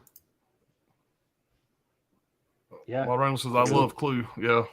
Clue's is that Clue documentary on Vinegar Syndrome? Is it sold out yet? I know it was getting low. It's sold out. It was only 500 copies, I think Brian was telling me. At least the slip. There may be a standard. I'm not sure. Yeah. Well, it's sold out. As far as I'm concerned. Don't have Jamie, let's just be honest here. Let's not bullshit each other. Jamie Hart said, hey, the cow. Let's not say things that are ridiculous, okay? It's fucking yeah, I mean, everybody knows me by now. I'm not going to try to bullshit nobody. Wild Wrangler says, Congo 4K. That'd be awesome. Kino, do it. Yeah. Who's doing Congo 4K? I missed that one. Nobody's doing it, but if he's asking if somebody's doing it. It'd be great if Kino did it. You know. Yeah. Yeah, it seems like a Kino title. Yep. The Diamond Baron, played by Jodon Baker. That was my hero when I was a kid. And Bruce Campbell is opening that film, I think. Yeah, Bruce Campbell gets his face ripped off in the beginning. Yeah. All right. Dungy says, Tim Curry's description of acting as voluntary schizophrenia and Pennywise really does sum up his acting style. Yeah. All right. I was making a joke because of the incest subject matter. I really don't love the Wives of West Virginia unless I'm really, really drunk. It's good for a laugh. Yeah, it's definitely good for a laugh. It's not watching a train wreck. We don't joke about incest.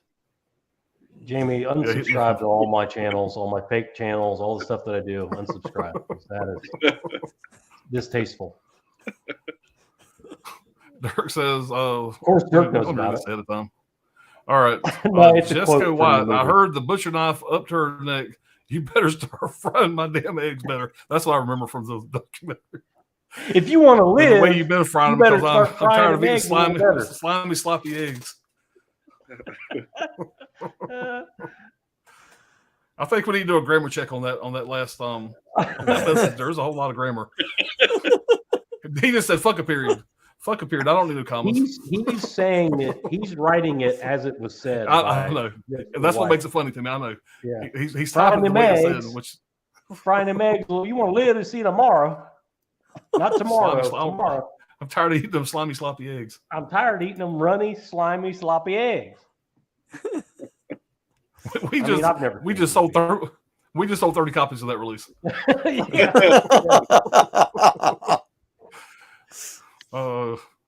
Dirk says, "Hell yeah, Ken Chaney is unappreciated."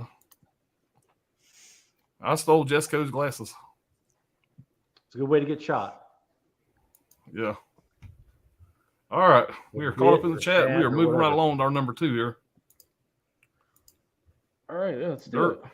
I mean, Brad, you back up, buddy. Yeah. You just mistake me for Dirk. How is that possible? My number 2, you can't make this up. I'm not kidding at all. That's classic. The Wild and Wonderful Life of West Virginia, 2009, directed by Julian Nitzberg, 1 hour, 28 minutes. This falls under what I call poverty porn. Looks like snuff. Yeah, it could be. Yeah. Movies like Sling Blade, The Florida Project, What's Eating Gilbert Grape, Monsters Ball. This is even worse. This documentary follows the White family from Boone County, West Virginia, which is well south of Charleston, kind of near eastern Kentucky, where Dead Pit guys live. These people are unbelievable pieces of shit. That's the best way to describe it. Across the board, the entire family is just absolute white trash. Honestly, those are not even strong enough words. They're subhuman. Every single family member is a drugged out welfare baby. Utterly, all of them career low-level criminals with Gump-level IQs who have this weird fascination with tap dancing. Yes, tap dancing. Everything they do, every single scene is a fucking disgrace to humanity. All that being said, it's not only a great documentary, it's absolutely hilarious. You couldn't make up the shit you see in this documentary. I mean, everything from huffing gasoline to grinding up pills and sniffing them off the top of a toilet. I mean, CPS taking people's babies away, people going to prison for life. I mean, they're just a drug addicted, absolute trash family that's never worked a day in their life. One of the women named her name is Sue Bob White. That's my favorite character from this. She's definitely the funniest fucking character in this. She's not a funny person. She doesn't tell jokes. It's just her way that she talks and everything about it. Every time she's on screen, it's hilarious.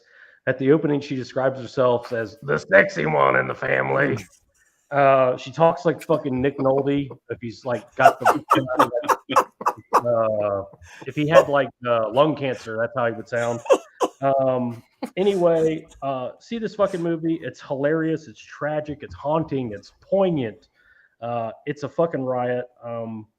By the end, it becomes kind of a redemption story for one of the characters named Kirk, who's a woman. Her name is like Stephanie Renee White, and they call her Kirk. Anyway, it's awesome. It's one of a kind. They will never make another movie like this for good reason. I love it. I've seen it a million times. It's first class production. Also, it's made by Dick House. That's the Jackass guys after Jackass. So real first-rate production and a lot of fun. And it's actually pretty loaded with bonus features as well. There's a lot of shit in here. A lot of good stuff happening there. I'm not going to focus. Yeah. Jamie said she talks like Nick Nolte's. Jamie said out my nose. Yeah. And she's talking like her name is something else too. Her name is not Sue, and it sure as ain't Bob. But she goes, everybody calls me Sue Bob. I prefer to be called Sue Bob. You know, even though that's just a nickname, but whatever. Anyway, see the movie. That's all. Anthony, if you want to learn about America, Gizmo, you want to learn about America, watch those movies. The sound is lagging here, Brad. So I just heard after you talk all that shit about the movie, it sounded like you said my dick got hard. That's what I thought too. When he said it's got a great production, then you said Dick House. I thought you were saying never mind. What Gizmo just said. Jesus Christ. Have you no shame? But I Great really pick, need Brad. to check out that film. That sounds really Buy this interesting. fucking Yeah, movie. Buy it is a lot of fun. It's great. Is it on Blu-ray or just DVD? This DVD. Yep. Okay. It's getting to 4K soon though. I don't. Yeah, that'd be awesome. Right. Okay. I am a huge Ghostbusters fan. Ghostbusters is my favorite film franchise of all time and still is. I fucking love Ghostbusters. Show off the tattoo. You got to show the tattoo. You're going to say that. Go on then. Hold on. People that haven't seen it, pretty impressive. Cool. Yeah, it's almost done. So he ain't lying. Almost. It's not finished yet. But so anyway, it's yeah. I love everything about Ghostbusters. I love both films. I love the real Ghostbusters cartoon show. I loved Afterlife when that came out. There's even bits of Ghostbusters 2016 that I enjoy, apart from the acting. The special effects of 2016 was fantastic. The film itself is a shit show, but it looks phenomenal. Everything to me, Ghostbusters, it stemmed from being a kid. It's followed me through my adult life. I absolutely love it. If you can see up the back of me here, I have a big fucking one sheet of Ghostbusters. I've got loads of other Ghostbusters paraphernalia. And if you've never seen Cleaning Up the Town, Remembering Ghostbusters, if you're a Ghostbusters fan, I will guarantee you this is the best documentary you will ever see on Ghostbusters. They speak to every single actor, every single person that worked on the production cast, every single person that worked behind the scenes on the special effects. They speak to absolutely everybody in this documentary. It's on for about 3.5 hours. It's a non-stop laugh ride. It tells you stuff that you know, stuff that you didn't know, how the whole premise of the films came about, how the initial 4 guys of this film were the original 4 guys that they wanted for the film. Originally, the film was based around 3 guys. It is extremely good. It's luckily been put out on Blu-ray, which is nice. I think if it had been on I think the DVD is probably on a couple of discs, but with this they can cram it all on one, and it's a really nice release. It can be picked up for relatively very little money now. It's not that expensive at all. It tells you everything that you need to know going forward as a Ghostbusters fan. There's a few Ghostbusters documentaries out there. There's some sort of like fan-based ones that they fronted together, but you can tell this one has had money thrown at it because it's got everybody on here. You know what I mean? From Ivan Reitman. The only person that doesn't appear on here for some reason is Bill Murray. They've got everybody except Bill Murray. There's a reason. There's a reason. Yeah. But as far as film documentaries go, this one is really good because it looks at everything. It looks at the way the script was written. It looks at the actors that were wanted at the time and the actors that they ended up with. It speaks to cast, crew, the special effects guys. If you're into special effects, the last half of this documentary is just the special effects guys and puppeteers that they used. Those guys were working on the fly. The stuff hadn't even been invented that this film wanted to do. So it was having to invent the actual the practical effect, as well as try and film it and then get it into the film. And everything sort of works. You know what I mean? Ghostbusters still holds up really well. So if you're a Ghostbusters fan, check out Cleaning Up the Town, Remembering the Ghostbusters. It's probably the best documentary you'll see on the Ghostbusters. I got to check that out for sure. That's awesome. Bill Murray was not available because he's an unbelievable asshole in real life. Yes, that's probably is the reason. You know what I mean? Everybody else was on there, and I mean everybody apart from Bill Murray. Yeah, it's a shame. Yeah, considering the whole film was based around him. The whole film was written for him, really. When was it produced, the Ghostbuster doc? Just 2016, I think that one. Oh, it's that new, yeah. Okay. I think it's 2016. Yeah. My turn. I had a film on this place up until today, because this is the movie I had in the on this place is a movie I loved since I was pretty young, but I changed it with a title that I don't think the documentary is well made at all, but I think the story in the documentary is one of the most important sports stories ever told. And for me, a documentary, the most important is not how good it's crafted or anything like that. It's more about how much the story mean to me. And it's Bispin. Okay. And the thing is that, as I said, I don't think the documentary is well made, but I think the story behind Michael Bispin is one of the best sports stories ever, because what he managed to do through his career is insane. I'm not talking about getting the belt in the UFC and stuff like that. Of course, it's part of it, but it's more about how he lost and then came back again.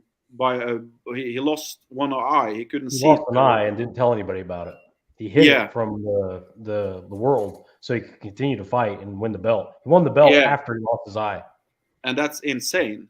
In modern MMA, which is nuts. Yeah. And it's also, you get to see, because what I always liked about fighters in MMA, or at least the UFC that I follow for years, is that I like when people have special what do you call it, like special traits, like you have the kickboxer. Yeah. But with Michael Bispin, it's more about he's good everywhere, but he's not like best in anything. But he has, but in the beginning of his career, he has.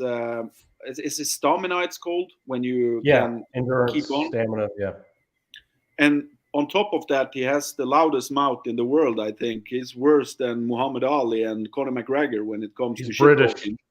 Yeah.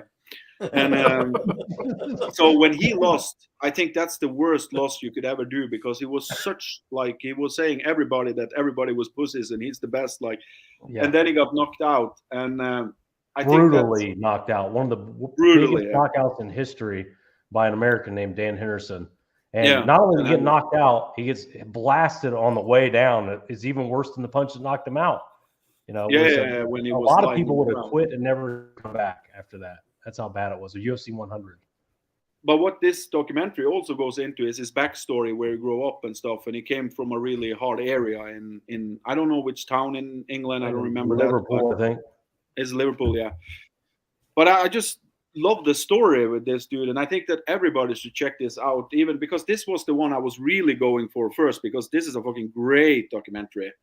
But the thing is that I even think this beats Muhammad Ali when it comes to, like, if you're going to make a feature film about one of these guys, I would say that this is the real Rocky story in many ways. Yeah. So I picked Bispin just because of the story of from real life, and I really suggest everybody to check it out. Even if you're not into MMA or UFC, it's a really good story. It's incredible. If you saw that happen on screen, his career, you wouldn't believe it. You know, like if they made a movie and like you didn't know that it was a real person, you wouldn't believe it.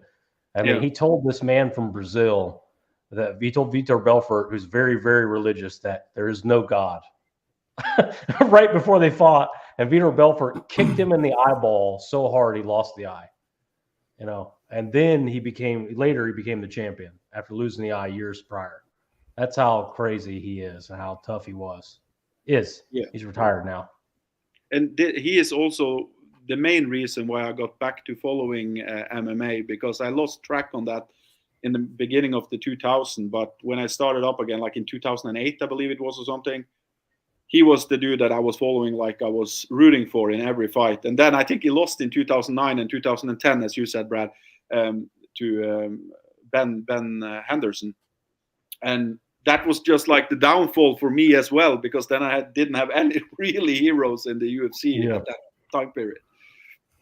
And they have a wonderful. His story is a great arc too, because I'm pretty sure it ends with the second he rematches Dan Henderson again, and towards the very end of his career, because Dan Henderson wouldn't give him a rematch for years. He said, "Why would I rematch? I knocked you out so fucking bad. You're still unconscious from it. Why in the fuck would I ever fight you again? It makes no sense." And then they end up fighting finally at the end of his career, and they have a great fight. And Anyway, I don't want to spoil Yeah. it. It's great. It's a great documentary. It's a great movie. And they're also really good. Unbelievable story. Unbelievable. And also another fight in this one, without like going really deep into it. It's when he's fighting Anderson Silva. Silva, yeah.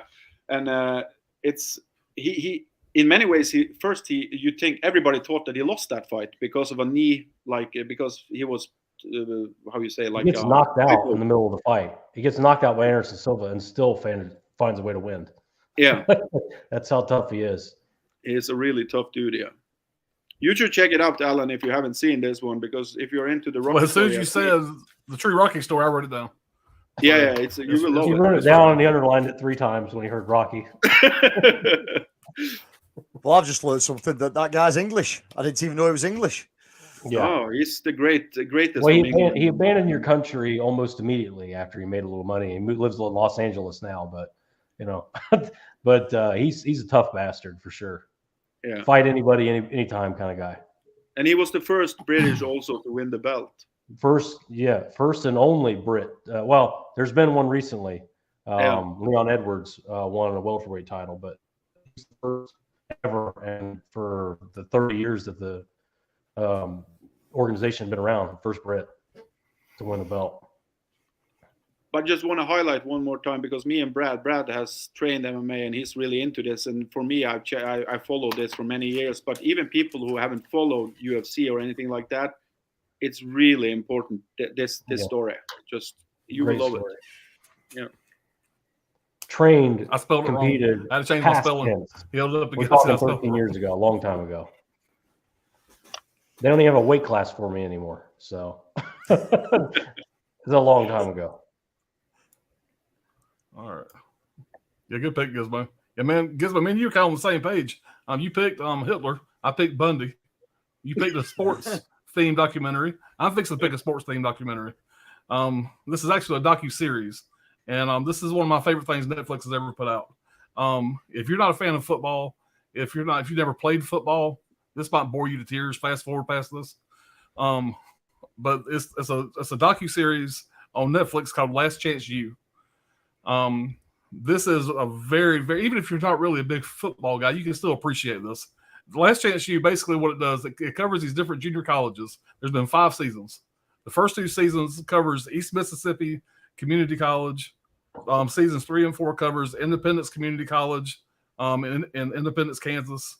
And the season that I just watched recently is Laney College out in Oakland, California. Now, that being said, basically each season, it deep dives into the lives of these kids. And the kids that play football here at the junior college level, for the most part, most of these are like inner city type schools.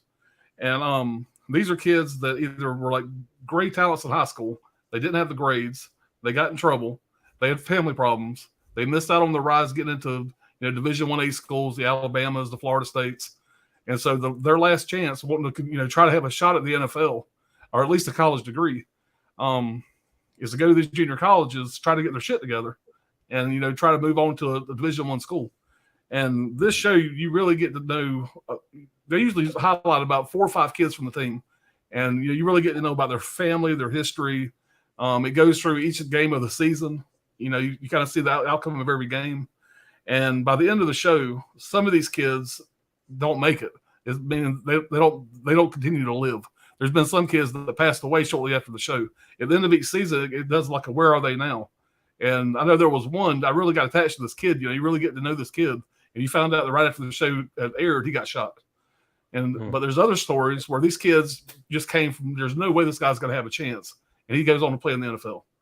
And it's just really inspirational stories. I mean, it's one of those feel-good kind of documentaries. But I played football for 4 years. I got two of my sons play football all the way from 6th grade all the way through high school. And so we're a big football family. So this really hit home for me. And just to see some of these kids' stories and see some of the shit they had to fight through. I mean, this one guy had 2 kids by the time he was 19. And he's bringing his kids to the football field, put them on the sidelines while his wife works. And he's going to school, trying to survive and play football for this junior college team, trying to make it to the next level to make money for his family. And there's so many different stories like that. They're so just like crazy, the shit these guys go through just to play football, just to have a chance for a better life. And for some of them, this is their only outlet, the only way to do that. But if you guys haven't checked it out, if you are a fan of football or anything, y'all need to watch this. It's really a good documentary, a docu-series, really. But even if you're not a fan of football, it's still entertaining because the coaches say a lot of funny shit. You know, some of the coaches are pretty eccentric. I don't know. It's a good time. I had to put it on the list. I didn't even realize season 5 had come out, and I just finished season 5 right before the stream started. It's like 8 episodes, and just a really good time. But again, it's called Last Chance U. You can catch it on Netflix. So I didn't think that was going to be a very popular one for this crowd, but I'm not interested I'm a in big football, football but I want guy. to watch that. Man, it's really good, man. Like I said, they do a great job of covering these kids, you know, just for their school aspect, their family aspect, their backstories. And the first season that I watched, there was a quarterback here at Florida State University, my hometown. That's my college team. Basically, I remember seeing in the news this kid got cut. This guy was a talent. I mean, he was a great quarterback, and he got some legal trouble. I won't get into all that, whatever. But then I start watching the show, whatever. And this kid's on this damn show. He got a chance to play at East Mississippi Community College, a school nobody's ever heard of before, in this JUCO league, junior college league. And you know, and you got to see this guy's story. Not only did we see it in the local news, now I'm watching it on Netflix. The story on of how he kind of did things. Now he's not one of the ones that actually made anything. I do think he actually got transferred to a bigger school, but then he screwed up again. So there's a lot of that too. But it's just really neat to go back and see how some of these kids. There's one story: a guy made it to the NFL and he thrived. He played in the NFL for years. I think he's still playing in the NFL. And this kid, he should have been done with. You know, these coaches do a great job of getting these kids from square one to with nothing to being able to go to the NFL or at least get a college degree, go into a Division I school and get the 4-year degree. So it's entertaining. If you're a football fan, it's a must watch. You need to check it out. But if you don't know shit about American football, can you still like get into that? Does it work?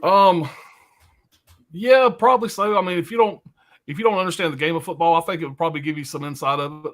You would appreciate it more at least, if nothing else. It's very entertaining, even if you're not a football fan, I think. I don't even know the rules in American football, so I tried to watch one game, but I didn't understand shit. So right. Yeah, it became popular in sort of like the mid to late 90s in the UK, and then fizzled out again. They used to show a lot on TV. Really popular in the UK now. God damn. From what I understand, they sell out arenas in the UK now. Yeah, when they play over there, man, they sell it like crazy. They play football. Yeah, because they only play from one stadium, and that's normally Wembley. And everybody that's central London, so everybody will come from the UK. If you're into that kind of stuff, will travel from the UK just to that one stadium. Well, that's what does Wembley hold? The stadium, 100,000, I think. That's small for the NFL. You know, like the NFL is over here, they hold like crazy amounts of people. It's nuts. So it's insane the popularity of that game. I don't quite understand it, but I've tried watching, and it's too stop and start for my liking. There's no fluidity to the game. It doesn't move. It doesn't flow. Yeah, I don't like one play, stop, one play, stop. It's not like watching football or rugby or anything like that. Go to the fridge, get your beer, go back, stop, get a shot, go back. Like it's a drinking man's sport. But still, it always worked in movies. Like Any Given Sunday is a really fun watch, and you really dig into them. And also the Keanu Reeves comedy film. What's that? Replacements. Yeah. I love that film. Yeah. Really fun movie. Dude's eating boiled eggs. Got a bulk up, coach. This dude's a sumo wrestler. You must be the craziest son of a bitch I've ever seen. To eat a fucking dozen eggs before a game. Yeah, that's out of your fucking mind. You got the damn kicker smoking a cigarette. He's smoking a cigarette. He's Welsh. I'm sorry, he's from Wales. The kicker's from Wales, and he's fucking drinking and smoking while he's on the field. Let's play some football, bitch. Yeah. Yeah. And the favorite part of the movie is when the sumo wrestler scores a touchdown, and John Madden's like, "I'd love to see a fat guy score," because then you get the fat guy spike and the fat guy dance. Yeah. That's the dude from your favorite film, Brad, Notting Hill. I don't even know where you get this shit. I've never even seen Notting Hill. Yeah, me neither. I've been married 21 years. I've watched a lot of those movies, I promise. All right, let's see. Where did we leave off at here? All right, I think this is about it. I will show that again. Yeah, she spit soda out of her nose. The only comment. All right, Dungy says, so the white kids are called Bo and Derek. Jesus. Yeah, it's pretty weird. And they said Brad has never sold a movie better than that white trash documentary. You know, it came from the heart. He talked straight from his heart. Didn't even take any notes on that one. I'm from a very rural area of Southern Ohio, and I have seen some repugnant white trash before. I have never seen anything like that documentary. Never. All right. Turk says we need more Jessica White releases. There's 3 documentaries on Jessica White.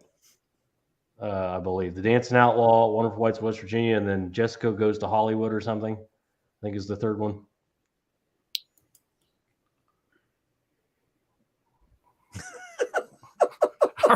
I heard Jessica has a new song out, "Fucking in a Muddy Ditch."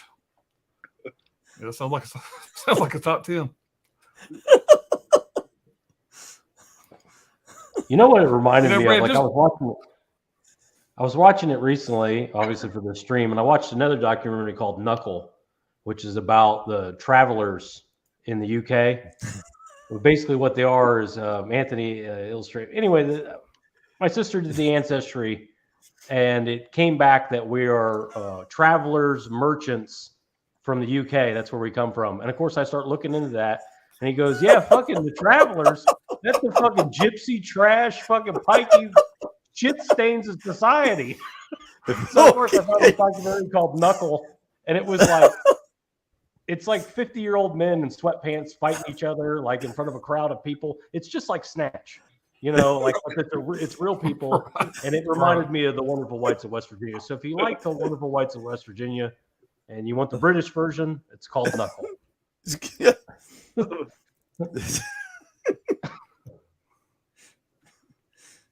I wonder if Fucking in the Muddy Ditch is on Apple Music. I'll download it.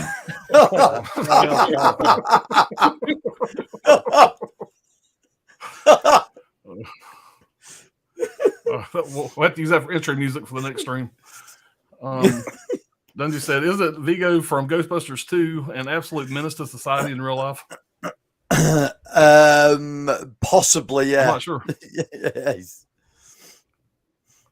Vigo the Carpathian. Dirk's, hell yeah, Bisping is the man. Never seen Bisping. I'm going to check that one out for sure. Wild Reynolds says, saw Ghostbusters 2 in theaters 1989. I was 5. Yeah, I graduated high school in 1989. I was 13. I was 2. You young bitches. Dirk says, you see, Brad Bisping shouldn't have been talking that shit. Last Chance You sounds good. Yeah, man. Dirk, you're a football guy. I think you'd appreciate it, man. And the first was over there, your neck of the woods, East Mississippi Community College, whatever it was called. All notes. I love coach speeches. The stupider, the better. Yeah, I mean, there's a coach. Actually, the coaches in all the seasons are good. But I know that the season 1, nobody probably gives a shit about this, but season 1, the head coach was a total asshole. I mean, he says some pretty crazy shit. And after that season, he got in a lot of trouble. And when season 2 came out, he had to do like a formal apology, and he kind of calmed his shit down a little bit. He'd have outbursts where he went back to the old guy again. But you could tell he had to rein it in because he got in a lot of trouble after that first season. All right, Wild Wrangler says, never seen Last Chance You, Pops. Man, that's a good watch, man. Love Snatch. Yeah. I like Snatch a lot. Yeah, that can be taken out of context.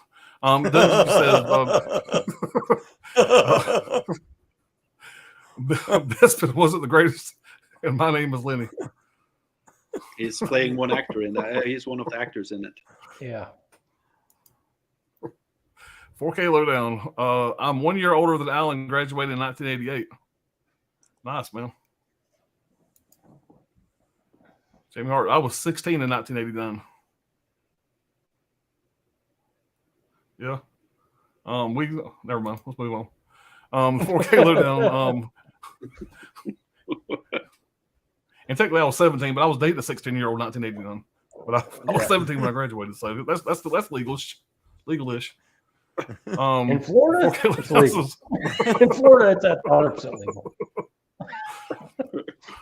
What's going on, 4K? Dirk says, snatch equals face minus pink minus tears. All right. I mean, to be fair, Brad Pitt does a really good job in Snatch. Oh, yeah. The whole You got to watch that with subtitles. The whole accent. They want to buy a dog. What's he trying to say? They want to buy a dog. When you watch Knuckles, it's not optional to have subtitles, and they fucking speak English. You can't understand a word they're fucking saying. I mean, at all. But it's a good documentary. I've mentioned a couple times. It is good. It almost made my list, but I just love that the guy, they're fighting for like 30, 40 grand. I mean, the whole clan puts all their money together and they bet it on their guy to win the fight. And like the guy that they keep bringing back he's got like, he's bald. He's like probably 40. He's just going on every fight. He's like, I don't want to do this shit no more. And then the next month, somebody offers like this guy thinks he can beat you for 30. They're sending each other VHS tapes back and forth. And it's just VHS. You ain't shit, mate. You ain't shit. We fight, blah, blah, blah. And it's just like, okay, we'll fight it again. And the 30,000 just keeps going back and forth. And I don't know. It's just it's interesting. The knuckle. You learn about other people's cultures. And I'm just going, that's all of the UK. They all live in campers over there, fucking living in the countryside, They don't have jobs.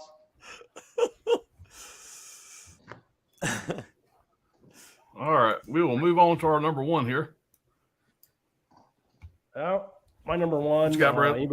If anybody's known me at all, it is I love this movie. I recommend it to everybody. It's incredible. It's from 2002. Directed by John Hymas. It's an hour and 33 minutes. Hymes. It's called The Smashing Machine. It is a documentary on this gentleman here. His name is Mark Kerr. Mark the Smashing Machine Kerr. You don't get a nickname like that by accident. He was a very successful amateur wrestler, Olympic level on the Olympic level, decorated in both wrestling and submission-only tournaments. He won the Abu Dhabi tournaments over in Abu Dhabi, which is the most prestigious grappling tournament in the world. I think he won it 3 times in a row. Anyway, he won the most prestigious grappling tournaments in the world in the late 90s, basically.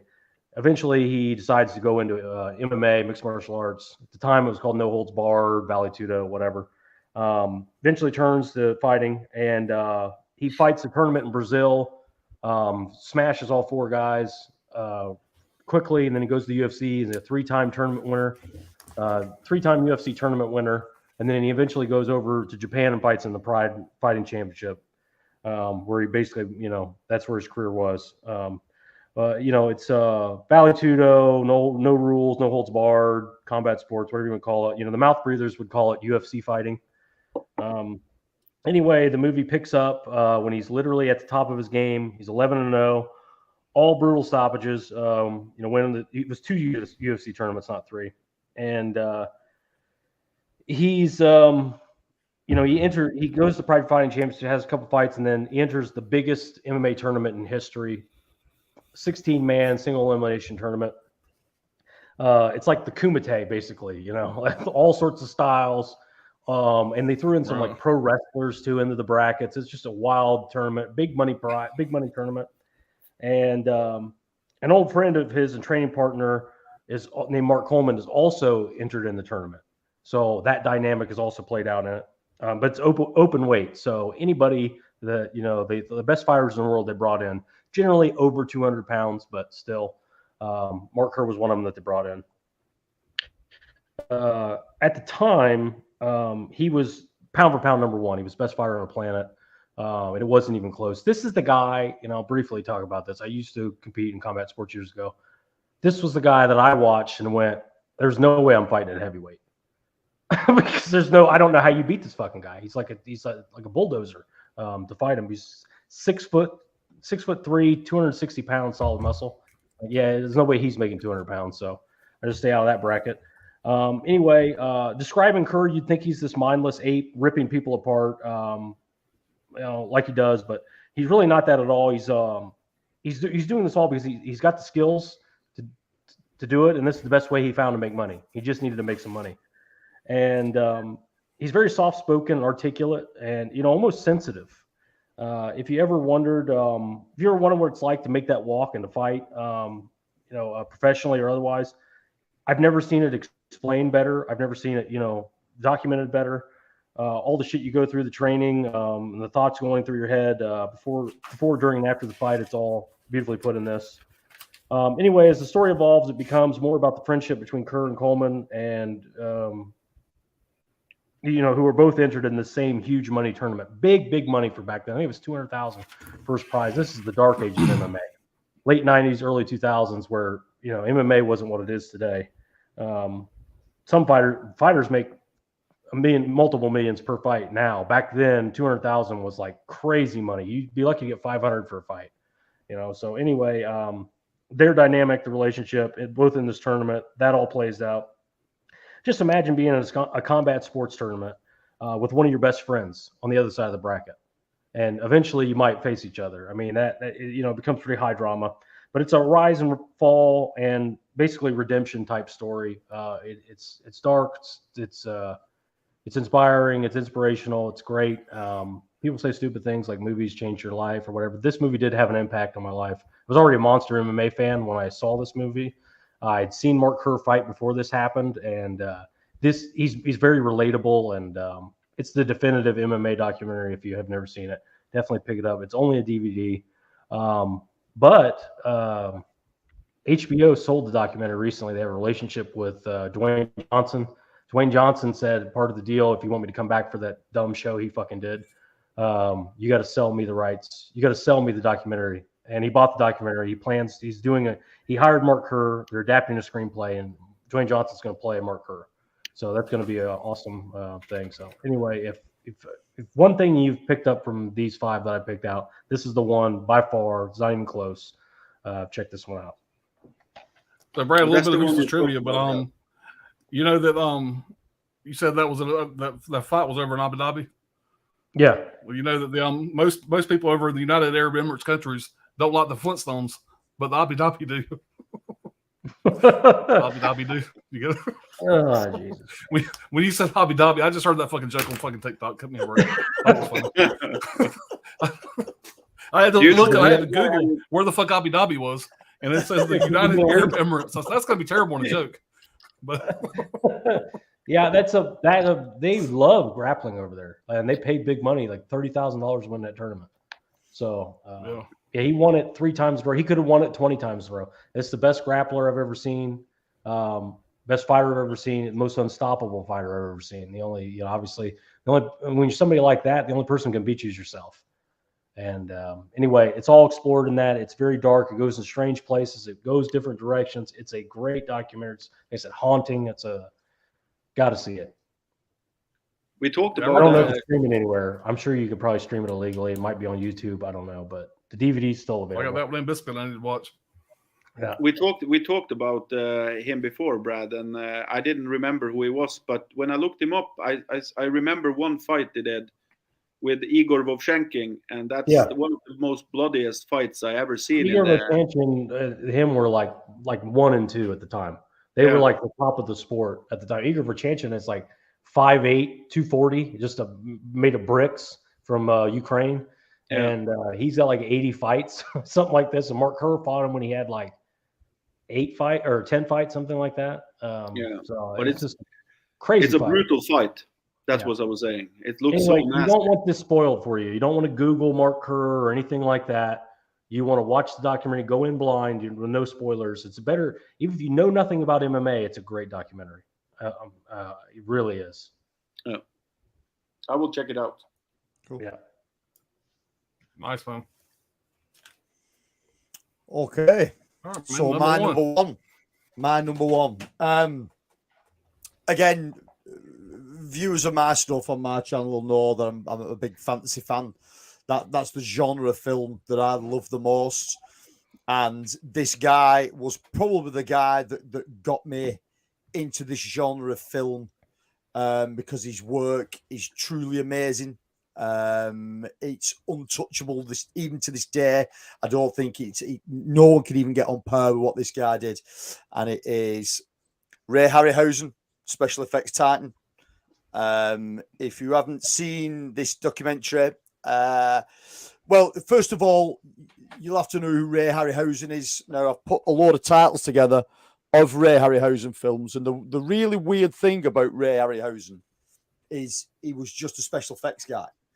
But every film that came out where Ray Harryhausen had done the special effects for, that film was remembered for Ray and not remembered for the actor or the director.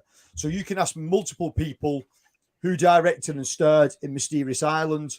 No one fucking knows, but everyone knows that Ray Harryhausen did the special effects for it. Same with Sinbad and the Eye of the Tiger.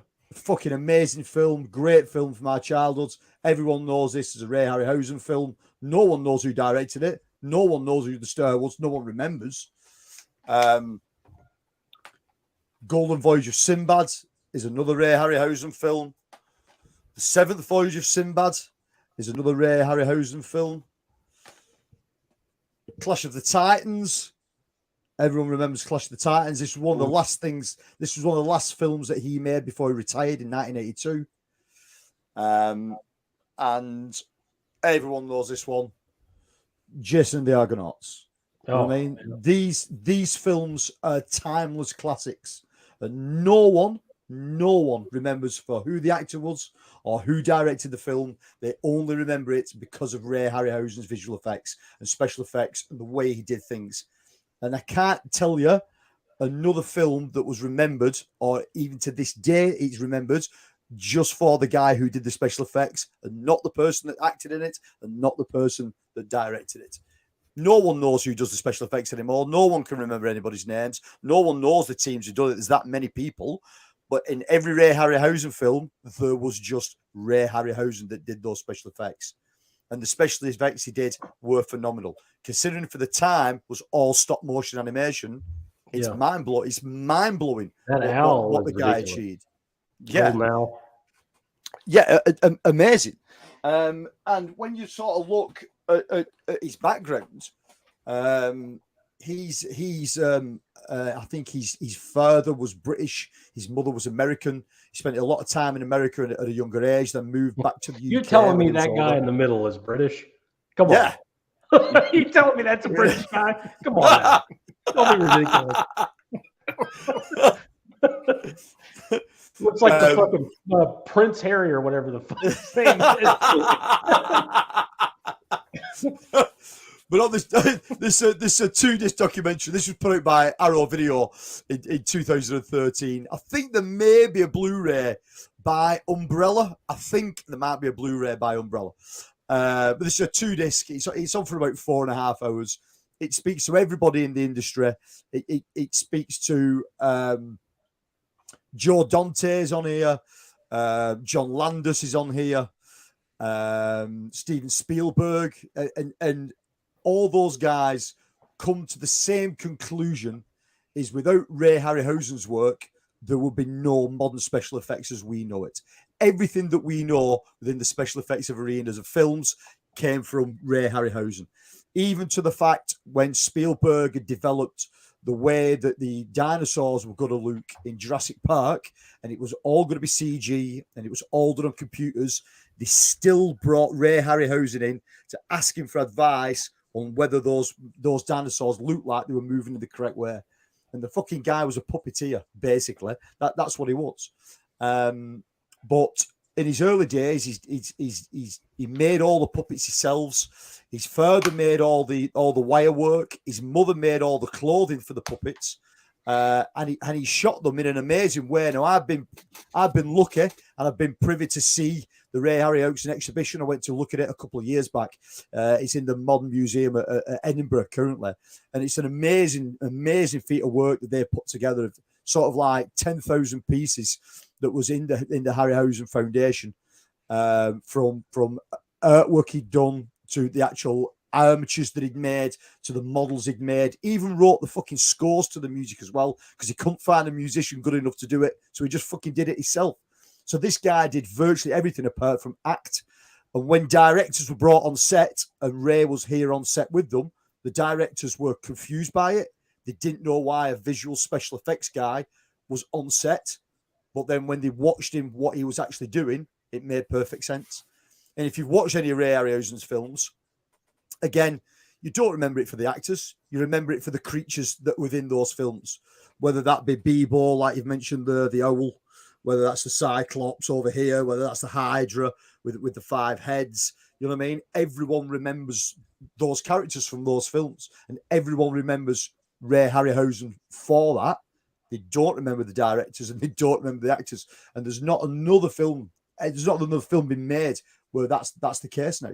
You know what I mean? The guy lived a full life. I think he was about 95 when he actually died, and was still doing stuff. Even though he'd retired in 82, he was still being used in the industry as the go-to guy to ask if this was the correct way to do things. Yeah, which is amazing. Considering the leap to CGI that was made in the late 90s, early 2000s, and this guy had been messing around with fucking like latex and plasticine for like 30 years. You know what I mean? But the way he made things move on camera was never matched. You know what I mean? The guy was literally a genius at what he did, but really sort of mild-mannered and laid back with it as well. So if anybody that's a fan of those kind of films that I've showed you, and you know Ray Harryhausen's work, then this is the definitive guide, the definitive documentary about those films and about his life. That sounds interesting for sure. Nice, man. It's a great watch. It really is. And those films have stuck with me. You know what I mean? Some of those films are from the 50s. Some of those films are from the early 70s. And they've still stuck with me over time. They were staples of TV watching when I was a kid. It was riveting to watch stuff like that. And even now, you know what I mean? The Blu-ray release on those, I mean, I think it was, who put those out? Eureka? Or Indicator. Indicator released those. 2K scans of the original 35mm. They look phenomenal. And with sort of stop motion animation being pushed from a sort of analog thing where it was taken from a camera, and it was like 30 seconds of footage, might take you like 6 months to get. It's mind-blowing to see these things on Blu-ray now from a 35mm at 60 frames a second, because stuff's slightly speeded up and slightly more clearer to look at. It just looks amazing. It looks even better.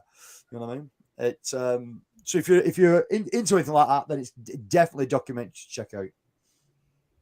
Yeah, in the beginning of the 90s, there was a shop called Melody Line in Sweden where I used to order films from. And they had 2 sections with special effects stuff. And it was Ray Harryhausen and you had Jim Henson. Yeah. Like the studio Jim Henson. And I remember those so well because I wanted all of those films when I was little, but you never had the money enough, you know. Yeah. Right.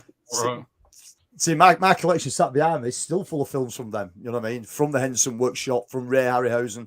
I love that shit. You know what I mean? That shit means everything to me. Yeah. I have the Indicator box Awesome, set with, I think, with Ray. I haven't digged into it yet. Yeah, it's an expensive box set to get that. No, that's out of print. That's a really, really expensive set. The one I have. The Indicator. Yeah, he probably pre-ordered it, Gizmo. So yeah, I ordered it back in the days when it was released. Yeah. I haven't checked it out yet. Yeah, it's a really expensive set to buy now, that. That's cool. So I'm rich without knowing it. Yeah. Well, the next film is actually a film I never thought was going to hit the list, but I actually recommended it to Brad some weeks ago, I think it is, and I rewatched it also today. I rewatched this and the It documentary.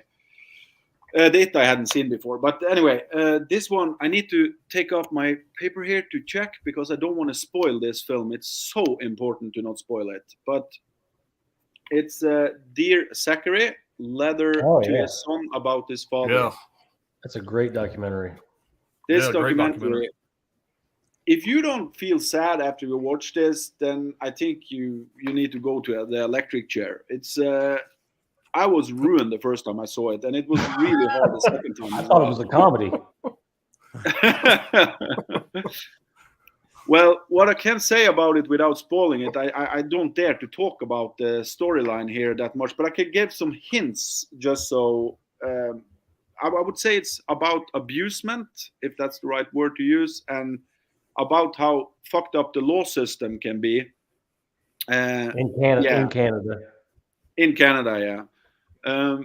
But what I do love about this film is that the first time I saw it, not today, but the first time I saw it, I was shocked because I was wondering, why the fuck do people think this is a good film, like the first 20 minutes? Because they have only used... I'll interrupt you. Dirk got 11 minutes in. Yeah, right. Said, what the fuck is this? And Dirk I was struggling through the first 20 minutes of this film. I was really struggling. But then the story starts to pick up. And it's really important because I never seen a movie made like this before or after. It's only used like shot on video or digital files from private archive from the director who made it and his friend that the movie begins with. And that's what makes the entire film when you first get into it. And it's so gripping. Is that the right word? It's like... And it's a heavy film that lasts weeks after you have seen it. At least for me, I was thinking about the film many weeks later and was really tormented how fucked up the system can be. And the weird thing about the system, I will not go into that either because then I spoil some other stuff. But if you think about it, the system is kind of doing it that way because they think it's a good way to do it in general. But when you look at this case, and you know it's many more cases like this, and we have similar stuff in Norway. It's so damn it hurts my soul just to think about it. Yeah, but we have similar in Norway, so we are also fucked. Well, yeah. Well, I just imagine living next to those people and being us. Like I said, it's fucking bizarre, but it's a great documentary. There's an oscilloscope release. You can get it on Amazon, I think, for $20, Blu-ray. Really nice release. It's in my whatever the hell they call it. I only have this DVD that's part Russian, part English. But it's gripping and it's really fast. It's a really fast moving documentary. Really keeps you drawn through it. I haven't seen this. Watch it. It's and Dirk, push yourself through the first 20 minutes of this film, and then you will never forget it. I think he thought it was some kind of homophobic, homosexual type thing. I think he thought it was something like that because everybody's so like overly talking about how nice the guy was. You know, when he, is an awkward kind of guy. I don't know what the fuck he thought, but he didn't get very far into it before he turned it off. Okay. Well, I struggled too in the beginning. But you can't talk much about it because the spoilers. I mean, you don't want to know. You want to go into it blind. And just get weighed into it. And it's also so sad that when you have watched the film, you still feel like you feel after the first 20 minutes that you just want to kill somebody. Like, I mean, it's already sad, but the ending is even more sad. And it's like, Jesus Christ. Yeah. It's kind of like a double whammy. It's rough. Yeah, it's tragedy. So sad. It's tragedy porn. Yeah. Fucking Tony's like, man, I'm never watching this. All right. I have never even heard of it before. Guys, this is probably I know it is. This is my favorite documentary of all times.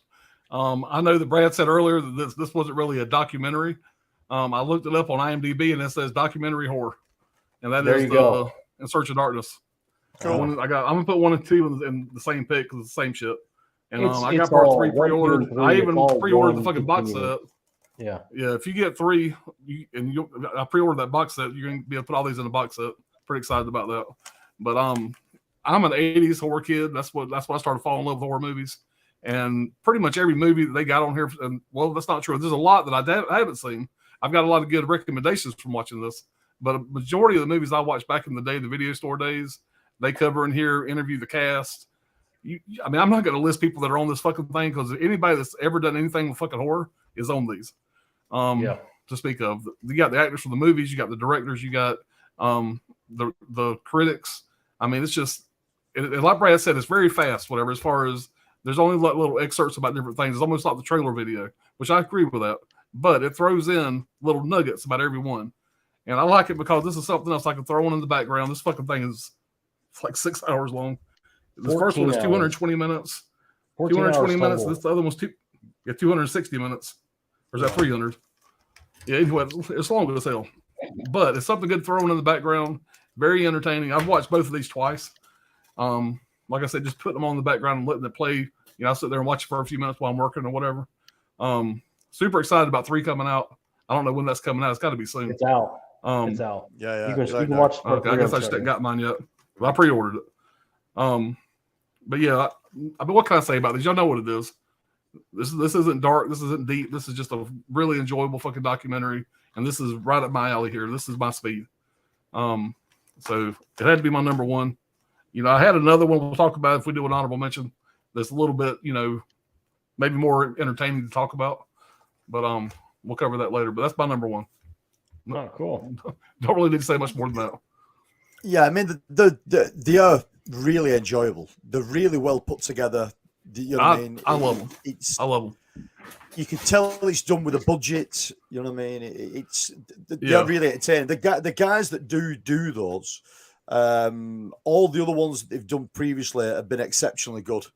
The In Search of Tomorrow, the sci-fi one, In Search of the Last Action Hero, about the 80s and early 90s hero stuff, action film stuff is really good. And like I said, and maybe it's my simple mind, but the way they but the way they do it, you know, when they go to start talking about the next title, anybody that's watched it knows what I'm talking about. When it spans across all the different images, the poster images of all the movies, and you're going, oh shit, talk about that one. Then it lands on this movie, and it's kind of like a Russian roulette. I love the way they do it. It's just very, for me, the way I think, it's perfect. I could watch it over and over again. Yeah, they are very, very good. You know what I mean? I think they've got other things in mind to do as well. And I know that I backed one of the things that they're doing, which is In Search of Fantasy, which they're doing a whole one about fantasy films, which will be really good. I sort of backed that right from the beginning. And they got another one about sci-fi. It's In Search of Something. I got that one as well. In Search of Tomorrow. In Search of Tomorrow. I haven't watched that one yet. So got to watch. I hate those films because I can't get hold of them. I can't see them anymore. The Johnny's got a poster from In Search of Tomorrow. I sent him. Next time he sends something over to you, he'll throw it in the box for you. But yeah, they're doing a '90s horror, I think, documentary series too, which I'm really looking forward to. I'm gonna grab whatever they do, man. They're fun. I have those as well. I like them, but like I said, it's like nostalgia porn, you know. But do they do other films, or is it just that series? It's like a distribution company or production company, or what is it? It's two British guys that do the main sort of front running for it, but then everything's put together in the US. Yeah, they have it's got a whole company name. I don't remember what the company name is, but they make a lot of money. Creator something. Creator VC. Yeah, that's the one.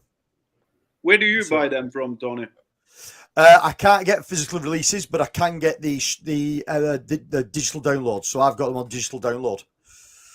What the physical releases are not, and we can get them. Well, the physical releases are not readily available. You have to get them through Creator VC, and you pre-order them way in advance. You know, and then when they come out, they send you a copy. Okay. Yeah. You know, so what happens is they front load the money, front load the purchase. And then they take the money to make the fucking thing, and then they'll send you the copy when it's done. It's just a kick. Well, it's cool if you watch the credits at the end, they'll put your name in the credits. Yeah. If you do it if you pre-order them, you'll get your name in the rolling credits at the end. Yeah, that's all what I'm in it for. Yeah, I'm just saying, it's there. It's cool. I'm a dork, you know that. Yeah. For 10 grand, I'm a motherfucker watching. Where's my name at? For 10 grand. When the Kickstarter goes out for those, you can be executive producer for 10 grand, I think. Yeah. You get points on the back end. Yeah. You know. Yeah. Shut up. Yeah.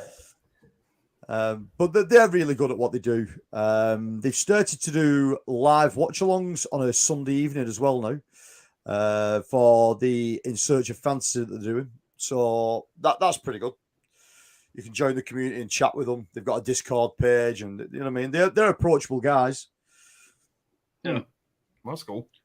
I should do the same with my next film, Inside the Horse Asshole, and then Yeah. who want to produce it? Come on, give me money. Yeah. Kickstart it. You need to shoot for the rights of that song, "Fucking in a Muddy Ditch" or whatever he said. You probably get the rights to that pretty cheap. Oh. Wild Wrangler says, "Never trust a person who owns a pig farm. My great-great-grandparents own a pig farm." Yeah. Can't believe I haven't seen that one, Brad. Talking about the He's talking about the Smashing pound Machine. what did you say, the Smashing Machine. Yeah. Then you said creature features played Jason in the Argonauts. Harryhausen was a genius. 4.5 months on the skeleton scene alone. I have seen something about that. That's dedication. Great pick. Dirk said, definitely would check out that Doc Tony. Huge special effects fan. Ray Harryhausen, great doc from Arrow. I have the Blu-ray. Willis O'Brien also. Yep. Cyclops. He was like Dragon, he was like the Godfather, really. I think Harryhausen had learned from him. I said, I missed that one. Is that Ymir Monster? I'm saying that right? Ymir Monster, yeah. Valley of Gwangi. Valley of Gwangi was a dinosaurs and cowboys coexisted in the same universe. Yeah. Which is it's probably his best work. Valley of Gwangi. Gizmo's just going, sure. Of course. Great pick, Masters of the 80s. Thank you. Then you said, quite right, Tony. Harryhausen made sheet red cellophane flow like blood. Cellophane. Incredible animation. Yep. And he's saying sizzle, sizzle. When you say if you didn't like this, you need to be in the electric chair. Yeah. I think if he finished it, he would like it. I enjoyed it. Well, I mean, it was engaging. I ain't gonna say I enjoyed it, but you know what I mean. It was like you said, you think about it. You think about it for days after. Yeah, everyone kissed that guy's fucking ass. Yeah, there's some people out there like that, Dirk, that people like. We're not any of them, but there are some people out there people like. Who have friends. Yeah. Brett says, "Love and Search of Darkness. All three are great. Also getting the box for part 3. Cool, man." Jamie says, "The Search of Darkness is awesome." Shit, yeah, those are great, Alan. Brent says, "The Search of Darkness is a great start to October horror watching. Part 3 was great. They sent the digital copy via email." Yep. Okay. I'm bad about not checking my email. I probably got some bitch sitting in my email. Don't even know it. It's on Shudder. You could watch part 3 right now, but I think it's 7 Part hours. 3 is on Shudder? Yeah, part 3 is on Shudder. Day before yesterday, I just seen part 1 and 2. I didn't see part 3 on there. Yeah, 3. I might have overlooked it. Yeah, okay. It's the longest one of the 3, but it all adds up to being 14 hours total. Yeah. Gotcha. Wild Wrangler said, "Enough said, Pops." Dirk says, "Great stream, everyone. Had a bigger blast with Biden's son in a trap house. No needles required." Then you said, "Leviathan, the story of Hellraiser was good fun. Dead Mouse have a high production standard." The story of Hellraiser, that would be cool. I'd like to check that one out. It would be. It would be. I got a couple honorable mentions we can blast through real quick. Yeah, throw them up there. Earlier, Roar, you got to have this release. Stop fucking around. You got to quit bullshitting. Buy this. Great movie, and there's a little, I think, 40-minute documentary that goes with it inside here. It's awesome. Definitely check that out. Knuckle, I really enjoyed. It's about the British travelers, pikeys. It's fucking retarded. Definitely check that one out. October Country. It's about white trash in upstate New York. It's a good one. This one here, Windy City Heat. It's a mockumentary about this guy right here. They convinced that he was making a feature-length movie with Bobcat Goldthwait, and he's an idiot, and he believed it, and they just fuck with him the whole time. It is hilarious. Definitely check this one out. But that's about it for honorable mentions. I mean, there's a million others. There's a documentary called it's not called Too Big to Fail, but it's the Too Big to Fail documentary about the 2008 financial bailout that happened here in the United States and how fucking retarded our government is when it comes to, like, they're bickering over, everything. Anyway, Vice did it. I hate Vice, but they did a good job with that documentary. There's a documentary series I love called The Dark Side of the Ring, which is about pro wrestling. And Vice also has, and the Beyond the Mat wrestling documentary. Beyond the Mat is a fantastic sort of like look at vintage wrestlers. To look at Jake the Snake Roberts in that documentary, the guy is absolutely fucked. He's like wrestling in gym halls for like 40 quid so he can buy crack. You know what I mean? He's just fucked in it. Yeah. But Terry Funk retires in it. Terry Funk. Yeah. And they did a follow-up to that. They did a follow-up to that called Resurrecting Jake the Snake Roberts, which is a really good documentary also. There's a couple of cool wrestling ones. The one for me is, I don't have a full release of it. That's why I didn't show it, but is up there. You can see the Eureka release of Fright Night, the You're So Cool Brewster documentary. Oh, yeah. Now, that release from Eureka hasn't got the full documentary on it. It's got part of it on there, but the full documentary isn't on that. But if you can find that doc, that is brilliant. It's a great release. Yeah, a lot of good ones. Gizmo just bought Wrestling with Shadows. That's a good wrestling documentary. I can also show quick. You guys got any? Oh, let me get your full screen there. Honorable mention. All of these are documentaries that could have hit the list because I really like all of these. That's what I wanted to see. Didn't get time. I wanted to see that. This one is also great. Yeah. And this one we already talked about, Grizzly Man.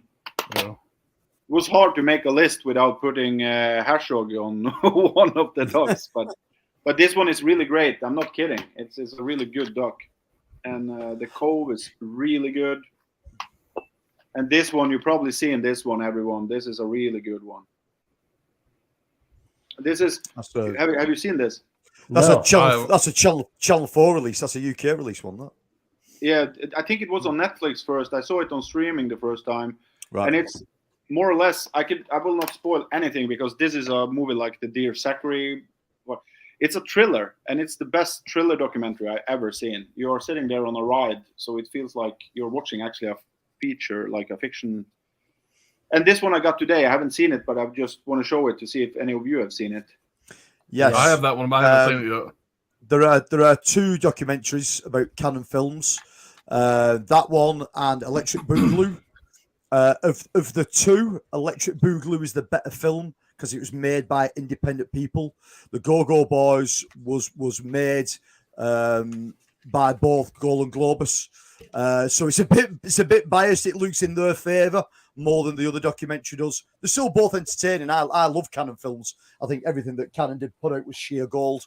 But Electric Boogaloo is probably the better documentary of the two. Okay. And this one was the first one I showed, The Act of Killing. It's a really good one. Yeah. And this one also. This is the war documentary I was talking about. This is a really good one. Yep. But that's the one I wanted. All of these I wanted to put on the list, but it wasn't space. So I was There's one I forgot to mention called Oklahoma City. Oklahoma City 2017-19. It's a documentary about the Oklahoma City bombing. That is a great documentary. There's no physical release of it, unfortunately. But you can watch it on Netflix. I have no more to show, but I have two I want to mention. These two almost made the list. One I didn't put on the list. I took a shitload of notes on it. But it's one that Brad recommended a couple of days ago. And I'm like, if I throw it on the top five, he's going to be like, yeah, bitch, that's because I recommended it. But yeah, that's what one called. It was one called Evil Genius. The Wonderful Whites of West Virginia. Not quite. Almost. The Evil Genius, the true story of America's most diabolical bank heist. This was a crazy ass documentary. I zoomed right through it. It was very entertaining. Also very white trash. But basically, one thing I didn't realize is that movie 30 Minutes or Less, the comedy 30 Minutes or Less with Jesse Eisenberg was based on this. Yeah. So I didn't realize that. But anyway, watch that documentary. It's entertaining. The other one was one that I think Wild Wrangler recommended this one to me. It was Nightmares in Red, White, and Blue: The Evolution of the American Horror Film. Came out in 2009.